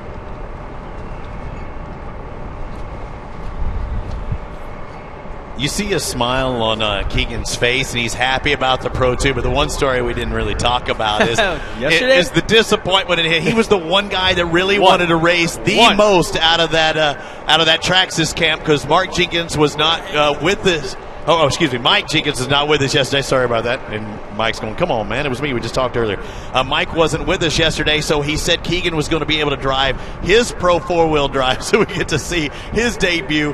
And all those guys that would have to clean that truck up and keep it running, we're going, oh, man, I don't know about this. And Keegan's going, let me at it. And the other thing I want to mention, too, is CJ Greaves. I was bagging on him all day Friday. He threw out the first pitch for the season opening game at the Gateway Grizzlies game, so I was giving him a little bit of grief all day long about bouncing it off the ground or throwing it over the catcher's head or bouncing it off the mascot. The kid can do everything. He threw a frozen rope strike, and I was like, so disappointing. I thought I had him on something. And my kids play baseball. I said, was it a 2 or 4 seam fastball? And he said, what's that? Let's go down to Kate with third place. All right, Marty, another podium finish for you. You've got to be, happy with that yourself. Well, we're not really happy with that one, but I mean, you're obviously happy to be up there every time for your sponsors. And I mean, it's a tough racetrack. You know, we hated to give up that initial position, but I made a little mistake there off start, and both those capitalized on it. And they got into me pretty good, you know, off that Keegan did. But it's kind of, you know, don't want to hear them whining when we do it later, you know what I mean, because it's got it coming. But very special thanks to Systems Control, AMSOIL, Maxxis, all the guys that helped us get out here. The team, Chathord Racing, they put me in a good truck. I just got to really figure out how to drive it. I still ain't got it at one with it yet. But when we get on some good tracks, you know, there's not rain-filled, you know, mud slop places. But it was a tough track. Everybody had a race on it. That's the thing about it. And they just did a better job than I did. Walk us through that restart. That was something that for you were trying to work through. What did you see from your end?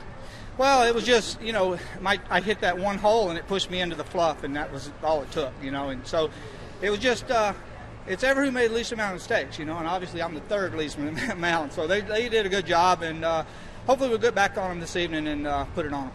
Awesome. Thanks, Marty. Congratulations.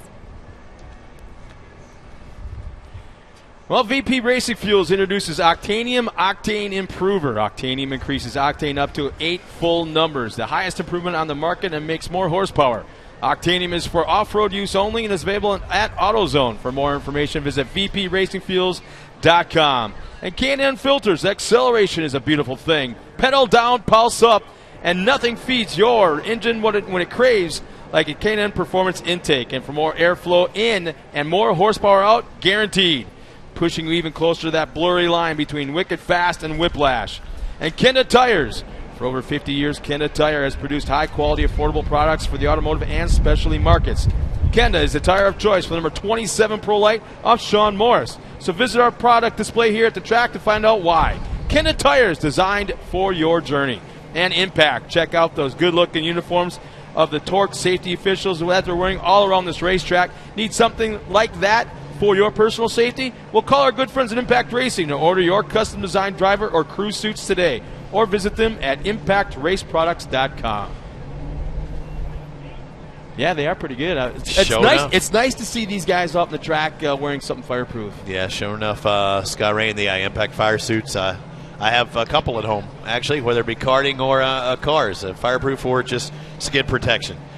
So we're going to step aside for just a moment. 2 races down, 1 more still to go at Torc, the Off-Road Championship presented by AMSOIL. We'll be back with more Rumble at the River right after this.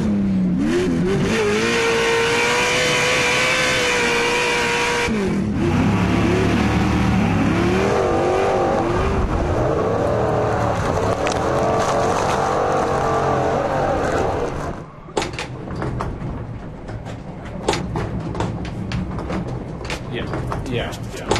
We'll have to be ready to go.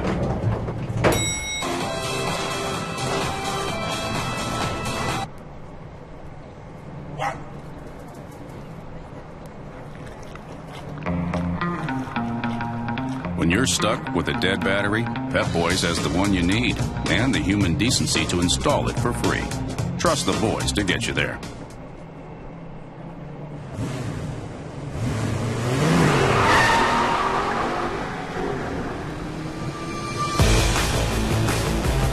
K&N Performance Air Intake Systems. For more airflow in, more horsepower out. Guaranteed.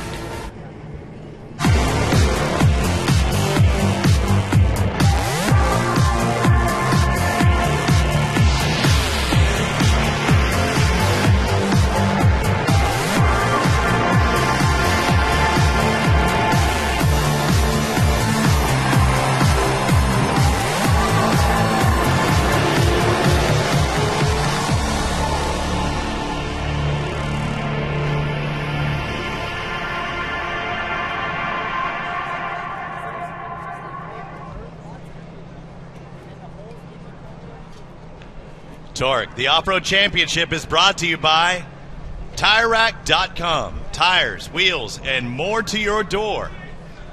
And by Luby Equipment. Equipment is our product. Service is our business. And by Kenda Tires, designed for your journey. And by AMSOIL, the pulse of performance.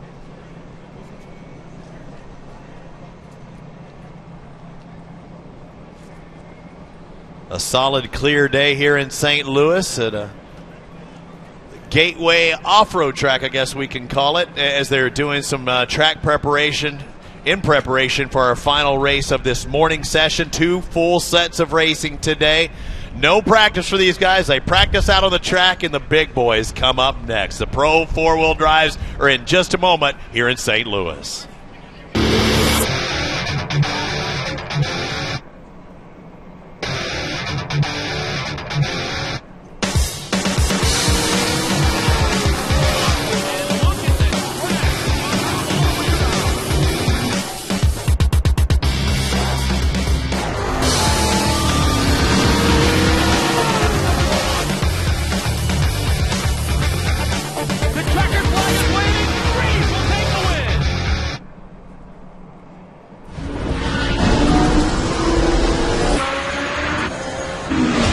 I'm professional drifter Ryan Turk, and I use VP fuels.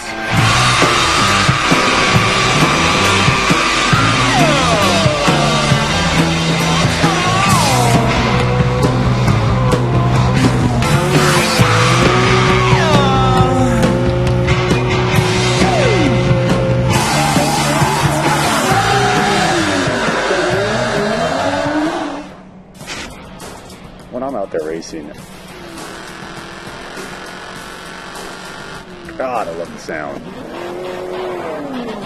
What Borla does with the sound of this exhaust. There's a linear relationship between what's going on in the engine to what's going on in the exhaust. When I hear that engine scream and get above 6,000 RPM, it's the sound of power. So all you need to know is tune yourself to the exhaust. What a great product, well engineered. Whether you're a professional driver tearing up the hot mud of the track or a daily driver hitting the cool city streets at night, we built the tire for both of you. At Atturo Tires, we believe great tires do not have to cost a great deal of money. A proven winner, a tire able to handle anything you throw at it on the street or trail. An Atturo tire, performance within reach. Lewis, the Pro 2-wheel drive has been completed. Now it's time to present the hardware. In third place, the number 9 out of Columbia, Louisiana. Give it up for Marty Hart.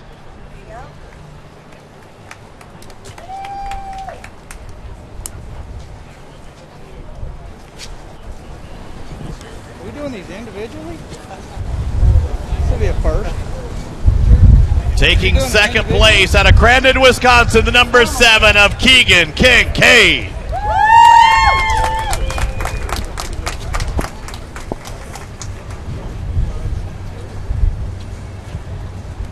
And taking his second victory in a row out of Abrams, Wisconsin, the 33 of C.J. Greaves.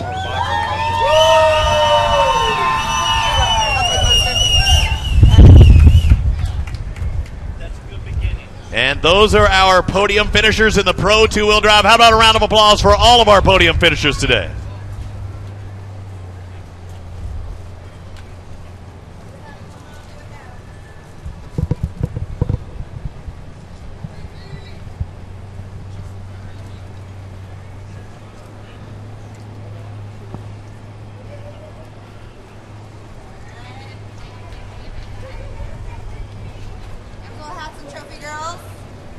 And Scott, we're seeing a couple of different tire manufacturers on the victory podium, a couple of Maxxis drivers there, as well as Cooper tires. And tires a big part of this and any track in Torc Off-Road Championship, but not only the tire itself, but how you groove them, and there are a lot of different options, and really who does it best are a big advantage. Well, what's really interesting about this series as well is this is, you race it on Saturday and Sunday. Those tires specifically that are on the Pro 2s and Pro 4s are project tires. You cannot buy those off the shelf.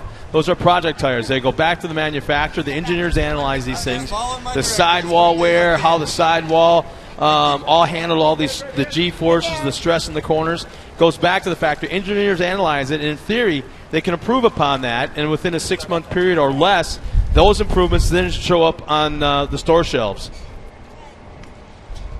You see the track work being done with all of our equipment out there right now. And also like to thank our sponsors that help make this event possible. Like Motor Medic, carbon is the enemy of any fuel system, zapping the power and performance out of your engine with Motor Medic's new Fuel Pro Complete, the professional-grade fuel system cleaning kit. You can take back the power in just 5 minutes with 2 easy steps. Fuel Pro Complete from Motor Medic. Find it at your local auto supply retailer. And IDE Industries is the official race canopy sponsor of Torc, the Off-Road Championship presented by AMSOIL. And IDE is an award-winning fabricator of transport, trailer canopy systems, corporate hospitality tents, mobile marketing events, and custom shade structures. IDE provides pro hospitality for pro teams. Visit them online at www.racecanopies.com. And I think this weekend they're getting a workout, so we're seeing them in action with all this wind this weekend. Yeah, they're doing a lot of product testing here in St. Louis. And are you a hardcore racer, a weekend street warrior, or an off-road enthusiast? Well, the Pep Boys Speed Shop has you covered with thousands of performance and off-road parts. Don't wait for mail order to arrive. Check out the thousands of in-stock speed, performance, and off-road parts, all brands you want to keep you going. Go to www.pepboys.com/speed shop to check out all of the Speed Shop locations nationwide. Proud to be a Torc Series sponsor.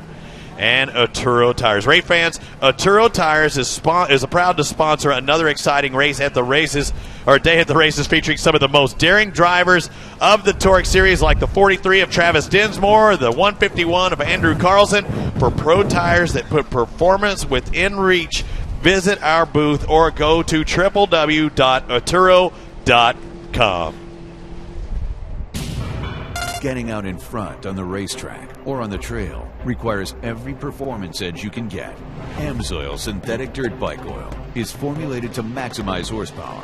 Its synthetic base oils reduce energy loss to friction, meaning your engine works less to deliver more power to the ground, helping you get out front and stay out front. AMSOIL Synthetic Dirt Bike Oil. Out front performance.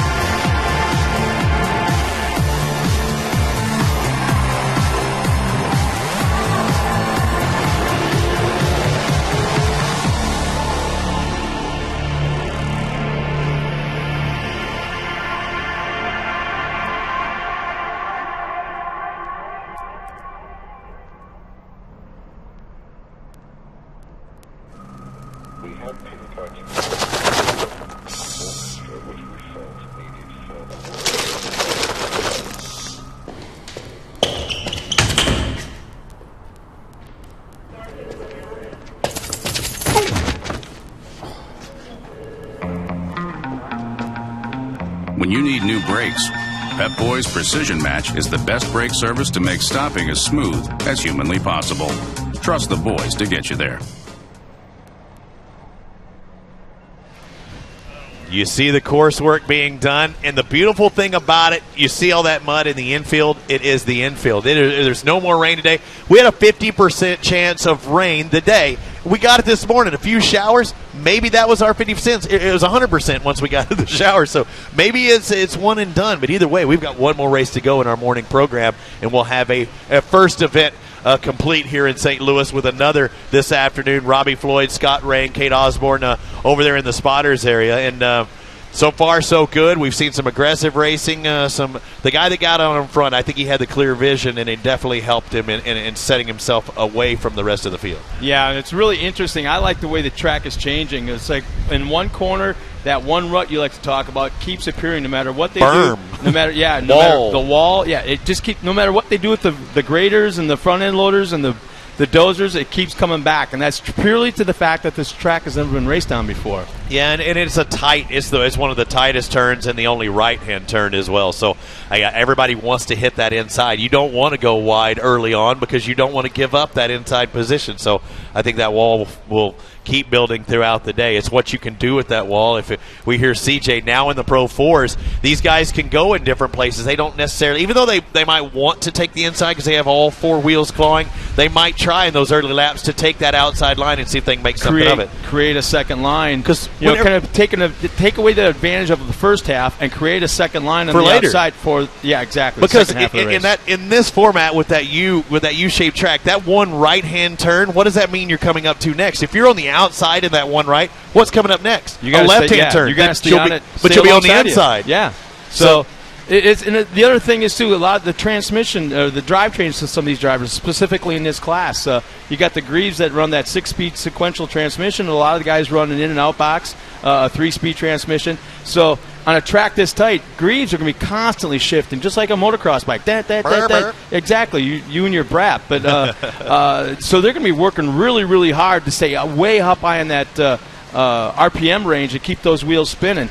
But what's really going to set is this race here. Scott Douglas, Johnny Greaves, those two guys specifically love to just throw these trucks sideways into a corner before they get there and set it up. They want to rotate way before they get the corner. This track is not allowing them to do that.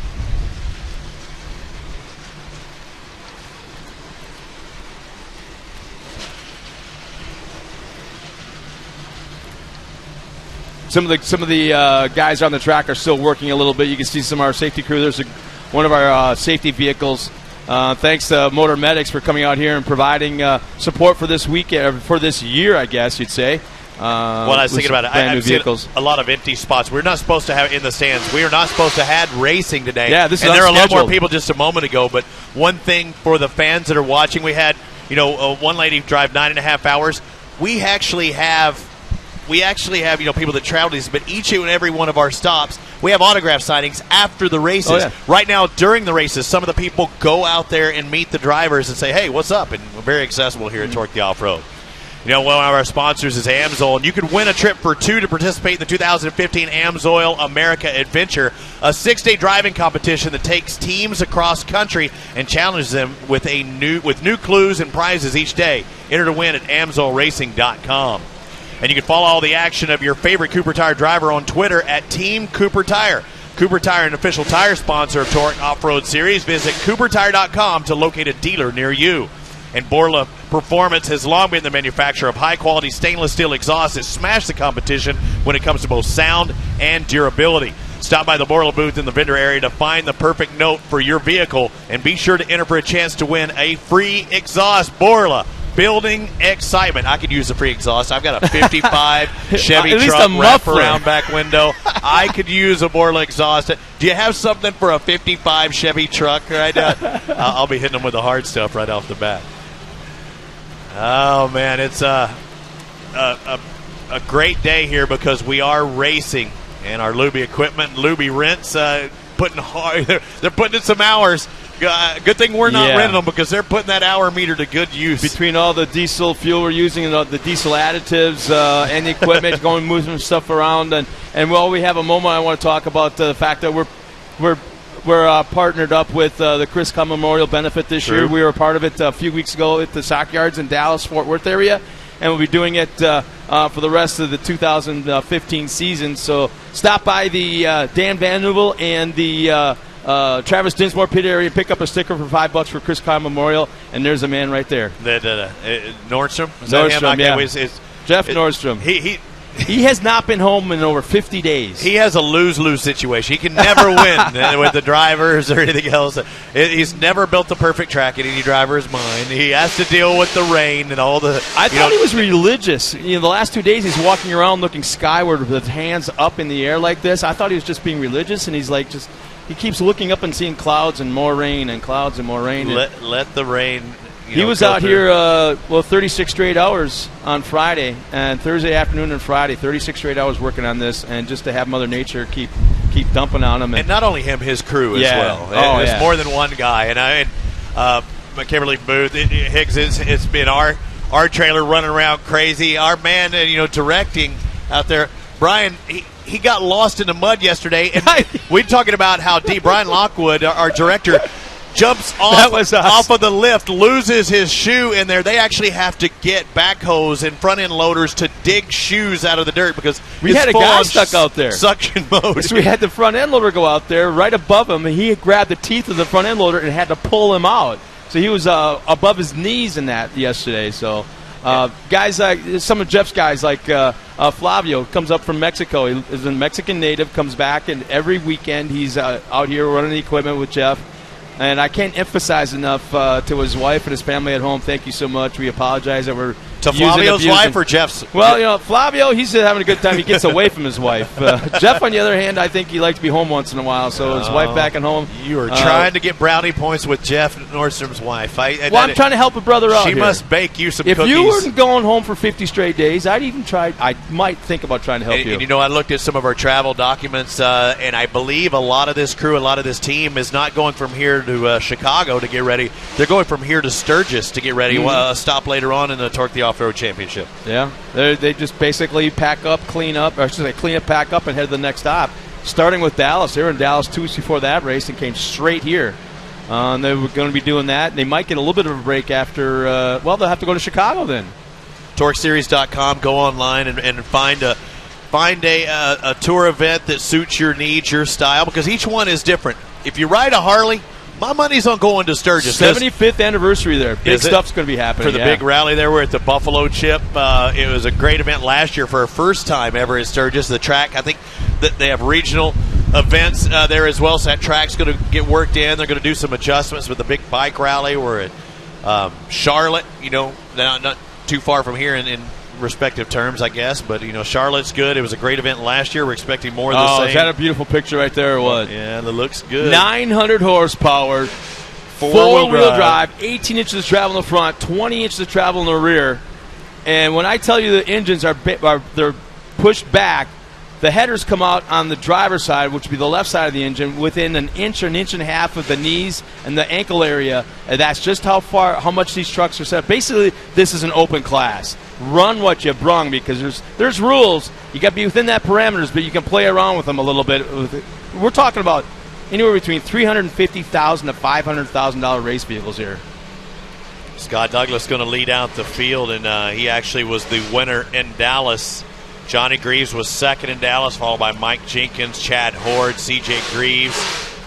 The combo of, you mentioned Matt Crafton and Adrian Cheney, a duo, but not here this weekend. And, we wanted to point out that all season long we're trying to pump that Chris Kyle Memorial Fund and had that big event that you were a part of, and a lot went down in Fort Worth. Ross Hook, it's good to see him on the old sheet here in attendance, and hope to see him at more races for the 2015 season. He told me, yesterday that he got, from Van den Heuvel, he got a new set of headers, and he said it helped him 40, 50 horsepower. That's amazing. I'm like, what kind of, what piece of junk were you running beforehand? Because they're all performance machines, but you're gaining 40 or 50 from a set of headers. He said, man, they just weren't matched up to that motor. So it just shows you how finely tuned these machines that you can gain from headers, 40 or 50. You got to match them up to the motors, but also match them up so they fit inside the custom-made chassis. True. And Mikey Van den Heuvel, he is an absolute perfectionist. I don't like that term, a roll of pennies or a roll of dimes or whatever it is as far as welds go. Yeah. But Mikey is perfect. Nice. His welds are absolutely perfect, and he has a lot of teams out here that are running his custom-made headers. And like $5,000 for those. So you can. You could go out there and get your own set for your street vehicle if you want, but it's a pretty penny, but a lot of work goes into that, and they are finely tuned because, just because the holes match up on the exhaust, where the headers mount to the engine, that doesn't mean that they all work and they fire differently, and the way it flows through those tubes is just unbelievable, and it is an actual science. And I'm hearing them rev up behind, and I think I'm hearing the Toyota science behind me, because I think I'm hearing some NASCAR engines and Torc off-road trucks whizzing just behind me. Yeah, in a moment, for some of the fans here that have never seen this form of motorsports before live, or even some of the fans at home that are watching for the first time, there's a definite difference in the sound of the Toyota TRD motors, both that the Greaves boys are running and the rest of the field. Super, super high RPMs that they run in those Toyotas, and I mean, they just sound ticked off the whole time they're racing. Well, I'm hearing the performance of that Borla exhaust on the number 7 of Scott Douglas. This is the Pro 4-wheel drives. These are the big boys with 4-wheel drives, 900 horsepower. Scott Douglas out of El Cajon and Amsoil. Borla exhaust. Walker Evans Racing Ford with those Cooper tires. On the front row, doesn't get any better than this right here from Green Bay, Wisconsin, driving the Monster Energy Maxxis tire number 22. It's Johnny Greaves. Starting third, the number 47 out of McKinney, Texas, on a Cooper Tire and Ford, sponsored by Traxxas and Cooper Tires, Mike Jenkins. Our next driver out of far northern Michigan. We call him a Youper. You're not going to find a more quiet, calm, just a great guy in the pit area. He's from Felch, Michigan, driving the number 9 Ford on Maxxis tires, Cat Equipment, Amsoil, Rigid Industries, Fox, and Walker Evans wheels. It's Chad Horde. Chad Horde might be quiet, also CJ Greaves till you get him on the track. CJ Greaves in the 33 out of Green Bay, Wisconsin, on that Maxxis tire Ford, sponsored by Monster. Look for that black and green engine coming up. And our final entry out of Holland, Michigan, is the first time out here for that silver Toyota, the number 10 on Nitto tires, ATD transmissions, and motive gear. That is Ross Hook. I want to reevaluate my situation. The Maxxis entry went the Pro 4, so he's in the orange livery for CJ Greaves. The black and green colors in the Pro 2, and we saw him just a little bit earlier, but yeah, we'll see the orange Maxxis Pro 4 coming up this time. And even though, I talked about the results in Dallas where Douglas, Johnny, Mike Jenkins, Chad Horde, CJ Greaves finishes in 5th place, but he was really up front. He had a chance of winning that race and just had a few bobbles, and it really cost him. But now he's got to work his way up. But it's a long series, and we're just at the beginning. I'm noticing something right now. It's like we talked about how these trucks are set up for the race, what these guys do to try to plan for the second half, the first half, what they expect. I'm looking at Scott Douglas's ride right now. Yeah. Look how high the back of that truck looks in the rear part, the rear fenders and everything. He's expecting weight to squat it down in here a little bit. I'm kind of guessing that. I mean, that'd be my first guess. It's hard to tell, but I'm thinking that he's planning on accumulating 200, 300, 400, 500 pounds of mud during this race, which eventually, then by the second half, would make that truck handle much better if he's running those stiffer springs. But if it dries up and the dirt bounces off and you're expecting that weight and it bounces off, that back end is going to be handling like you do not want it to. A pogo stick, yeah. Exactly. Yep. You're going to get a lot of bounce. That front row, boy, oh boy. This is why I would love to see an inversion. You got their two best drivers in these kind of conditions with the most experience in this series running on the front row. Yeah, and I kept seeing Scott on the front row by himself. I was waiting for Johnny to pull up. I was like, he's not getting the front row all alone, is he? But no, that's not going to be the case. And we saw this. Remember, the driver that sets the pace is the inside pole position when he comes across to take the green flag. We saw it last time where the driver on the second row Dallas, inside, yeah. We saw it right here. The second row inside actually jumped the other front row competitor because he got hooked to that, or he got stuck on that outside. Johnny's outside this time on the front row. You see the two orange cones on the inside? Scott Douglas controls that. Once he's inside that first cone, he can take the green flag at any time. Green comes out, and he starts the race. There we go. And Mike Jenkins takes advantage of it, goes to the inside. But look at Johnny, keeps his foot in it. Look at this race going into the second turn. Johnny's 3 wide. Splits the middle. 2. Oh, man, big-time contact. Johnny tried making it 3 wide through turn 2. Jenkins now in the second. They're side-by-side. Greaves and Jenkins for second. But Greaves is on the inside into the one right-hand turn. Mike did everything he could. He was just set up for a left-hand turn, but there was a right in front of him. Look at this start. Jenkins back in third. Greaves in front of him. And how about Scott Douglas trying to pull away in front? I think at this point now, Chad Horde's back in that fifth spot. He's just biding his time, trying to keep the vision clear, trying to keep those tear-offs as best he can. Something's going to happen in those top 4 trucks, and that's what he's got to wait for. CJ Greaves looks aggressive. He's back in fourth, but he's about as close as you can get to Mike Jenkins as possible, and he can maybe do something different. You'll never make a pass play and follow the leader. You have to find a different line. Exactly, and right now there is just that one line. You're going to see these guys try to start making a line to the outside, creating their own line in anticipation of 3 or 4 laps later, being able to actually use it to make it a pass.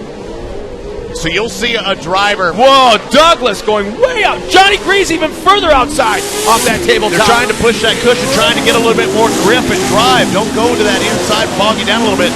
And Johnny trying to square up a turn there. But watch a 3-driver sequence. When you see the driver in front, you'll see an opposite from the next guy, and then you'll see the driver that's in third doing the same thing that the front guy is. They have to stagger. They're getting so close that outside, actually putting their right rear off that tabletop right before the finish line. upon landing, trying to square up that corner to get it to rotate. The trucks have no place to rotate because their right rear is going off the edge. Johnny's starting to close in on Jenkins. Look at this. I mean, he was aggressive. He wants to be out in front on that restart. We will have a competition caution to the halfway mark. Oh, he does the inside. He bumps him a little around. He lets him go that time. He did not bring him around. He could have taken around, but then there would have been no place for Johnny to go because the line was closed off. And there might have been a blind flag as well. So for contact like that, when you get inside somebody and you bring someone around, they say, well, you had the option to back off. You did not have to do that. Well, we're still very in the race. If this had been on the white flag or with 2 laps to go, we might have seen something different.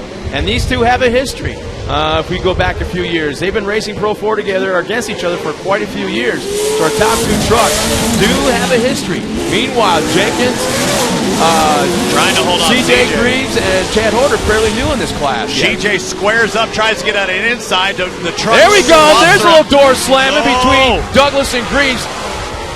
And again, Greaves checks up. Let's Douglas have the spot. There's not much room in this right-hand turn, though. And when Douglas take that outside line, if you let Johnny underneath, you are in the wrong spot if you're Douglas. Yeah, right now he's got to keep that. Look at CJ back in third. Forward. Yeah. Oh, he's slamming the back of Jenkins right now. But right now, it's almost like Douglas is in protection mode because that truck, remember how high it was sitting?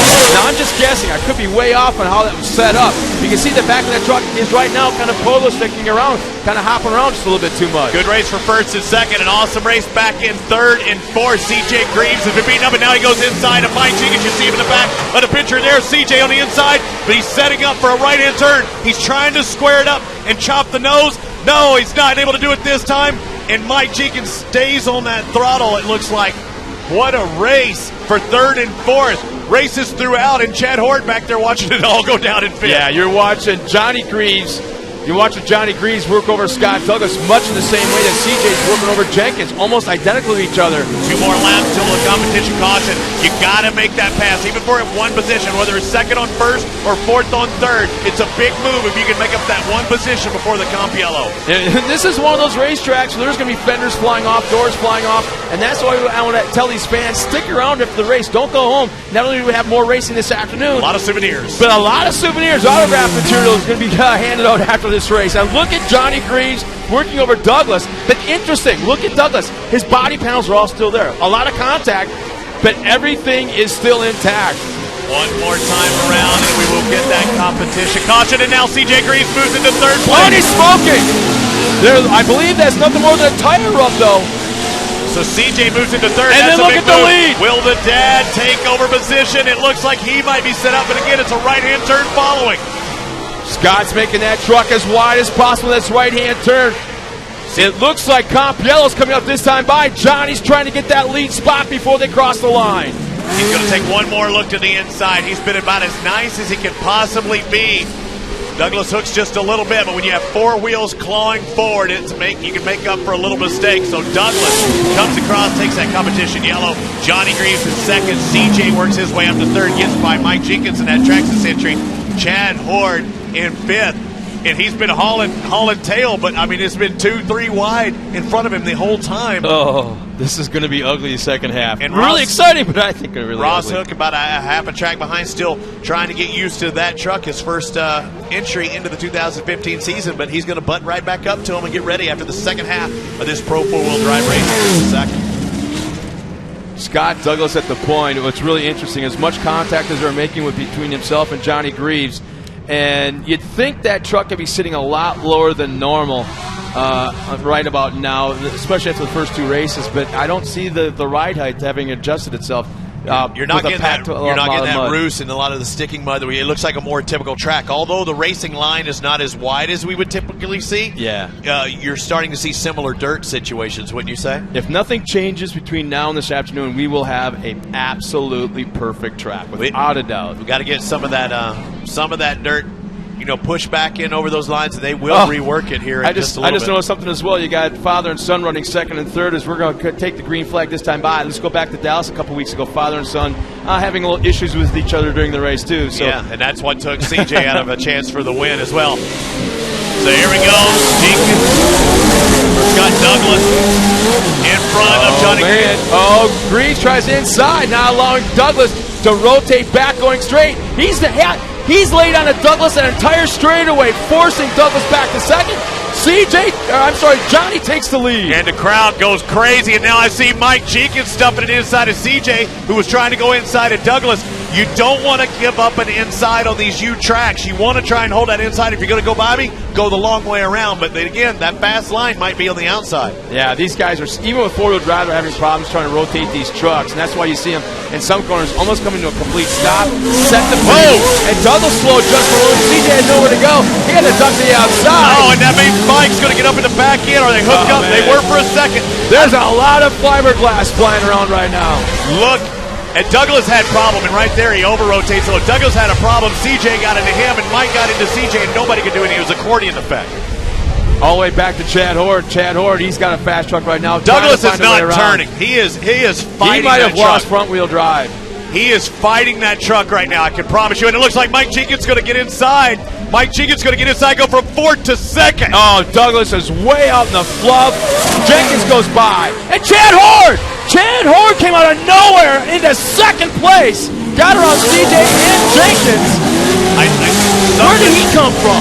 Took advantage of the situation. Everything that happened right for Chad Horde was happening wrong for CJ Greaves. CJ looked the fastest. He's now back there in fourth. Chad Horde just took advantage of a bad situation, and boy, he turned it into something good. Now and he's looking strong. And now, you know what? Mike's Scott Douglas is having front-wheel drive issues. Whether he can't turn or has no front-wheel drive is hard to tell right now, but he's falling way back. Mike Jenkins is feeling it. I don't think he was the fastest, but now you put him in a podium position. CJ's going to be all up in his business, but Mike Jenkins was feeling it, putting the pressure on Horde, but now he's getting that pressure from CJ Greaves in fourth. And there's only one fender left, rear quarter panel on Mike Jenkins' truck, so you know he's running a very aggressive race. But he'll tell you they were all aggressive on him. Yeah. So, but you know what? What a great race action. And Jenkins now has to almost come to a stop to get his truck rotated, which opens the door just for a moment for CJ. Yeah, but when he did that, he was trying to hold that inside line. It basically makes a roadblock at that time. It's an unintentional brake check. Brake check, but it happens. So right now, Johnny Greaves has about a 20-25 truck length lead over Chad Horde. Chad Horde has about 10 now. Oh, big contact off the tabletop. And CJ goes inside. CJ and Jenkins comes right back to the inside. How about that? And big berm, and CJ keeps his foot in and was able to rob around that outside, because if he did not keep his foot in it, he would probably high side to the outside with any kind of contact for Mike Jenkins. And he over-rotates a little bit coming out of the corner, opens the door for Jenkins just a little bit. He's right there. Just a slight love tap from Jenkins to Greaves. He tried, that was way more than a love tap. We are open-wheel racing right now as Mike Jenkins popped over to the right rear of CJ. He'll go back to the inside. And he loses a little ground when he did make that contact. CJ's trying to get away from Jenkins and close in on the Horde. We're in the waning laps of the Pro 4-wheel drive. Mike Jenkins is not giving up on his podium finish. Jenkins has a right front flat tire. Keep an eye on that. I believe the right front is going down, but also on top of that, these things are running inner liners. They have a tire inside a tire, so even though the outside tire may be going down, there's an inflated tire on the inside, just like NASCAR. So Jenkins still, as long as sidewalls have stay together, he can still race at speed, but that right front is definitely not the one you want to be going flat. And you're talking about the 47, the Traxxas Century. For a while there, he's popping wheelies like one of those RC trucks, but he's back in fourth. The leader, he gone right now. That is Johnny Greaves in second. Chad Horde in that cat entry. Horde finished fourth in Dallas. He's in second right now. And CJ Greaves, who looked like he had a chance to possibly finish in second or win this race, got dropped back through the field with the misfortune of Scott Douglas, who is no longer on the track as it stands. Yeah, he is almost going to be a full lap down as Johnny's closing in on him. But unfortunate for Jenkins. Whatever happened, but... and he's got a right rear going down as well. Scott Douglas, a right rear flag. You see that little puff of smoke kind of just popping off that right rear? His sidewall's starting to go away. And you might want to let Johnny get by so you can go ahead and get a lap down and not have to make another lap in that truck. He'll probably get word from his spotter. Because Johnny Greaves is about to put a lap on the Dallas winner, or the Texas winner, and there is the case. Johnny Greaves in that monster four-wheel drive. Tough break for Scott Douglas from top podium spot to dead last one round later. But from first to worst. Yeah. But how about this? Father-son on the podium. Here comes. The checkered flag should be waving. Johnny Greaves coming out of that final corner. He'll take the win. The driver out of Green Bay, Wisconsin, the Monster Energy Toyota number 22. Second, his first year in Pro 4 from Belch, Michigan, the Caterpillar entry of Chad Horde. And right at the line, CJ Greaves just barely finishes in front of Mike Jenkins. CJ third, Jenkins fourth, the top 5 for Ross Hook. And right behind him, Scott Douglas, 1 lap down.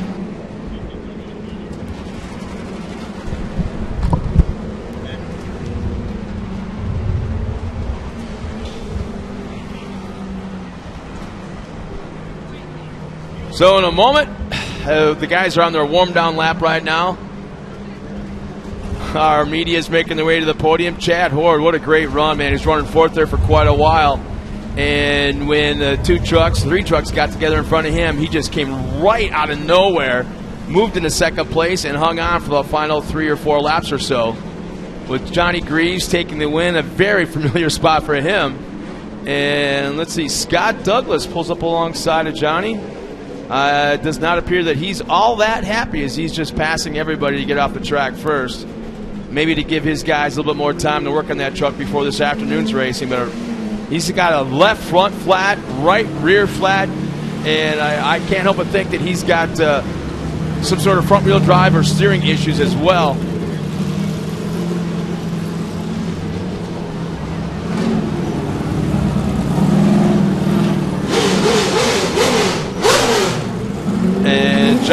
CJ Greaves taking his time getting off the track.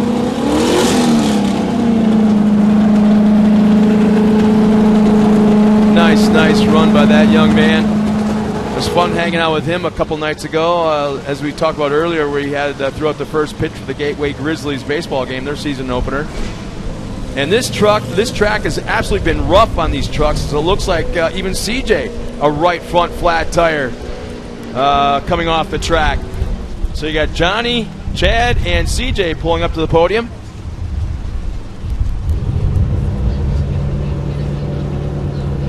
You can see Kathy Greaves, Johnny's wife, right there at the window.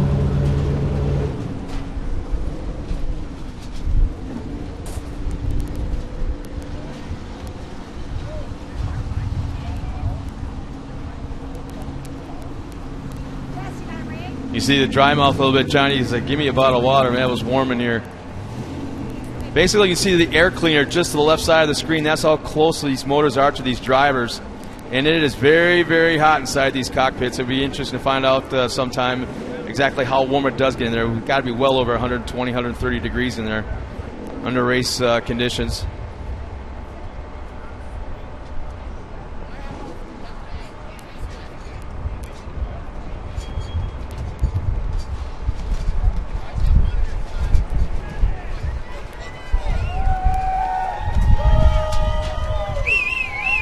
Well, let's turn it over down to the podium as Kate Osborne has our top 3 finishers in Pro 4. Kate?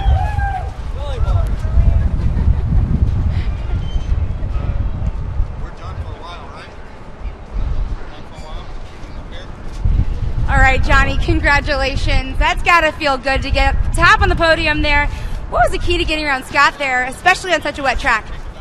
You know, the holes were so big and the corners were very narrow, so you know, I saw him pushing a little bit, coming in a couple turns, and I just made sure I had a better run coming in there and got my nose in there on the exit, and we rubbed on the way out, and that's the way it's going to happen here, you know, whether it's Scott or CJ or Chad or anybody. I mean, to make a pass here, you got to get a little physical, and you know, I thought we all, you know, him and I raced each other as clean as we could, and once I got in the lead, man, I actually backed it down a notch just to, you know, not make any crucial mistakes, and I got fortunate that those guys all kind of tangled in the back and gave me a little cushion so I could just kind of cruise, and it was a good opportunity to cruise on that track, man. The harder you pushed it, the more mistakes you made, but hats off to this team. Max's tires, these Toyota motors.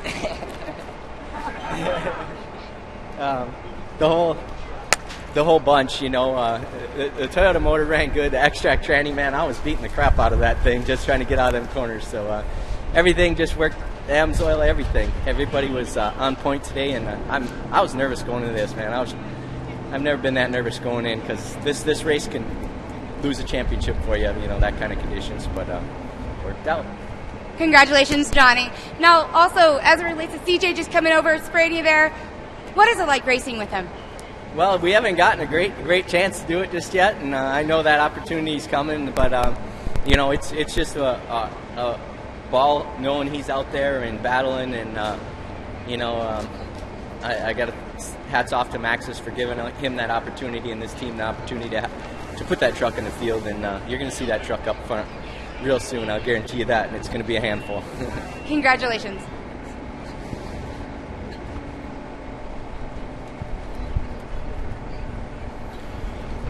Well, once again, Chad's already up. kind of a cool celebration when you have a father and son on the podium, as we'll talk in a moment just to CJ. But I got to really call out Chad Horde for running a very good race and being in the right moment or right place. Took advantage at of the it. right moment. Yeah, You The have to guy put made- yourself in that position, though, or it's not going to happen. But he's one of these quiet, kind of stealth kind of guys. He's Sneaky. not a dynamic racer. He gets things done.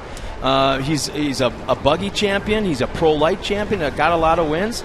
He's won a lot of wins in Pro 2, and all of a sudden he didn't know if he could do the Pro 4 thing. But speaking of that guy, we got Kate with that man, Chad Horde. Kate? Chad, what a big move you had there. What did you see? Why was it that point in time where you're like, I'm going for it? Well, it's all you could do out there. It was just single file, and the way the ruts were starting to form, it was just a one-line track, so I kept trying to keep the truck down on the bottom in them turns, so if they started to get tangled up, I could sneak underneath them, and that's exactly what happened. And then once I got clean air, I could kind of go out and see what the truck could do, but right from the start, I was just kind of single file there. But we just built this Pro 4 this off-season, and just for Caterpillar and Amsoil and Maxis tires to be second place here right at the second race, we're really pumped about it. I was going to say that is something that you coming in here, you were like, Texas was a blur, and I am just ready to get out there. This has got to feel so good to get on the podium here. It is, it's just the beginning of what this truck's going to be. A lot of these guys got 20 years in these Pro 4s. I probably got 20 laps, so we're going to keep at it here. Awesome. Congratulations, Chad. Thanks a lot. Well, there's Chad Horde, and once again, we started kind of big thumb up out of Chad. Yeah. Well, he's got so much experience, he didn't know if he had to have the confidence to run in a Pro 4. He didn't know what to expect. It was an unexact science for him.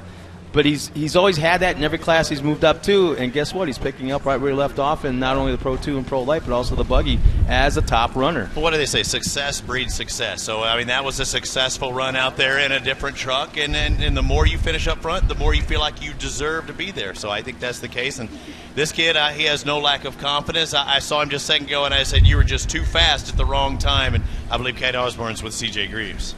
A very happy CJ down here. Congratulations on that. Some battles that you had going on. Walk us through what that race was like. Yeah, because of Texas, we had a little bad luck. Had to start in the back, and I think we probably had one of the fastest trucks out there today. I mean, we came from the back, had a fast truck the whole time, had some good lines, and just couldn't make any passes. The track was super one line, and then I think Douglas or something broke, and just figured he'd block everyone and hope they broke running into him. So we'll just move forward and get him next time.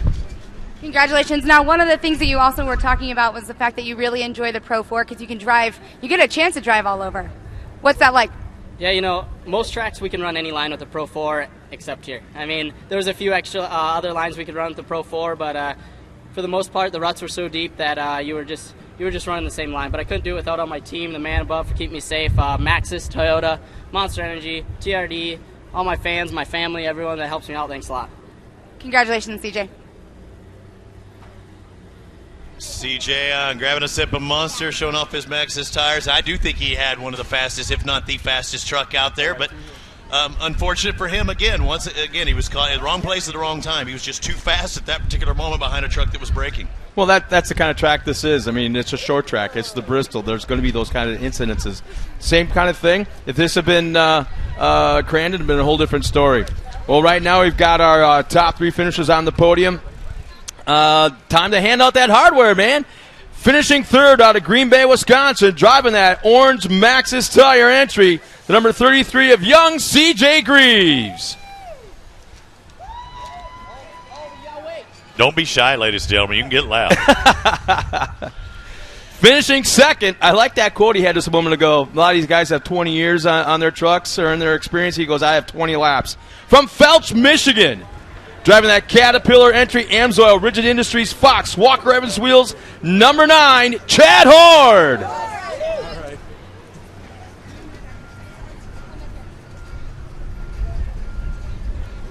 And our winner. Someday I would love to be invited over to his house to see exactly how big his trophy room is.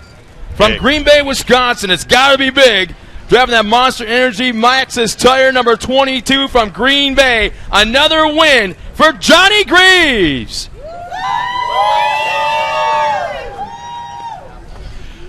Round of applause for all of our top 3. Down there, make a little noise for them, ladies and gentlemen. This is for television, too. Going to be seen on Fox Sports and Fox Sports 1 and 2 as well throughout the year. We have a lot more racing still to come today. This is the first part. We have 2 rounds here. This was yesterday's round you just saw today. We'll come back here in a little bit at 3 p.m. When we officially start for both the video board as well as around the world for those of you watching at TorcSeries.com. But there are our winners, our top 3 podium finishers, and they'll get another chance to prove themselves this afternoon in St. Louis. They call it the Rumble at the River. We're halfway through this Rumble, Scott. Well, right now we're watching as much work as going to be done on the track, ready for racing this afternoon. The crews will be doing the same thing on the race trucks, getting ready for 3 o'clock start time. We'll be back at 3 o'clock this afternoon with the second round of the Rumble at the River right here at Gateway International Raceway. Doug Matag taking the Pro Lights victory. It was C.J. Greaves who was the strongest after that pass into the Pro 2-wheel drives, and his father, Johnny Greaves, taking the Pro 4-wheel drive victory.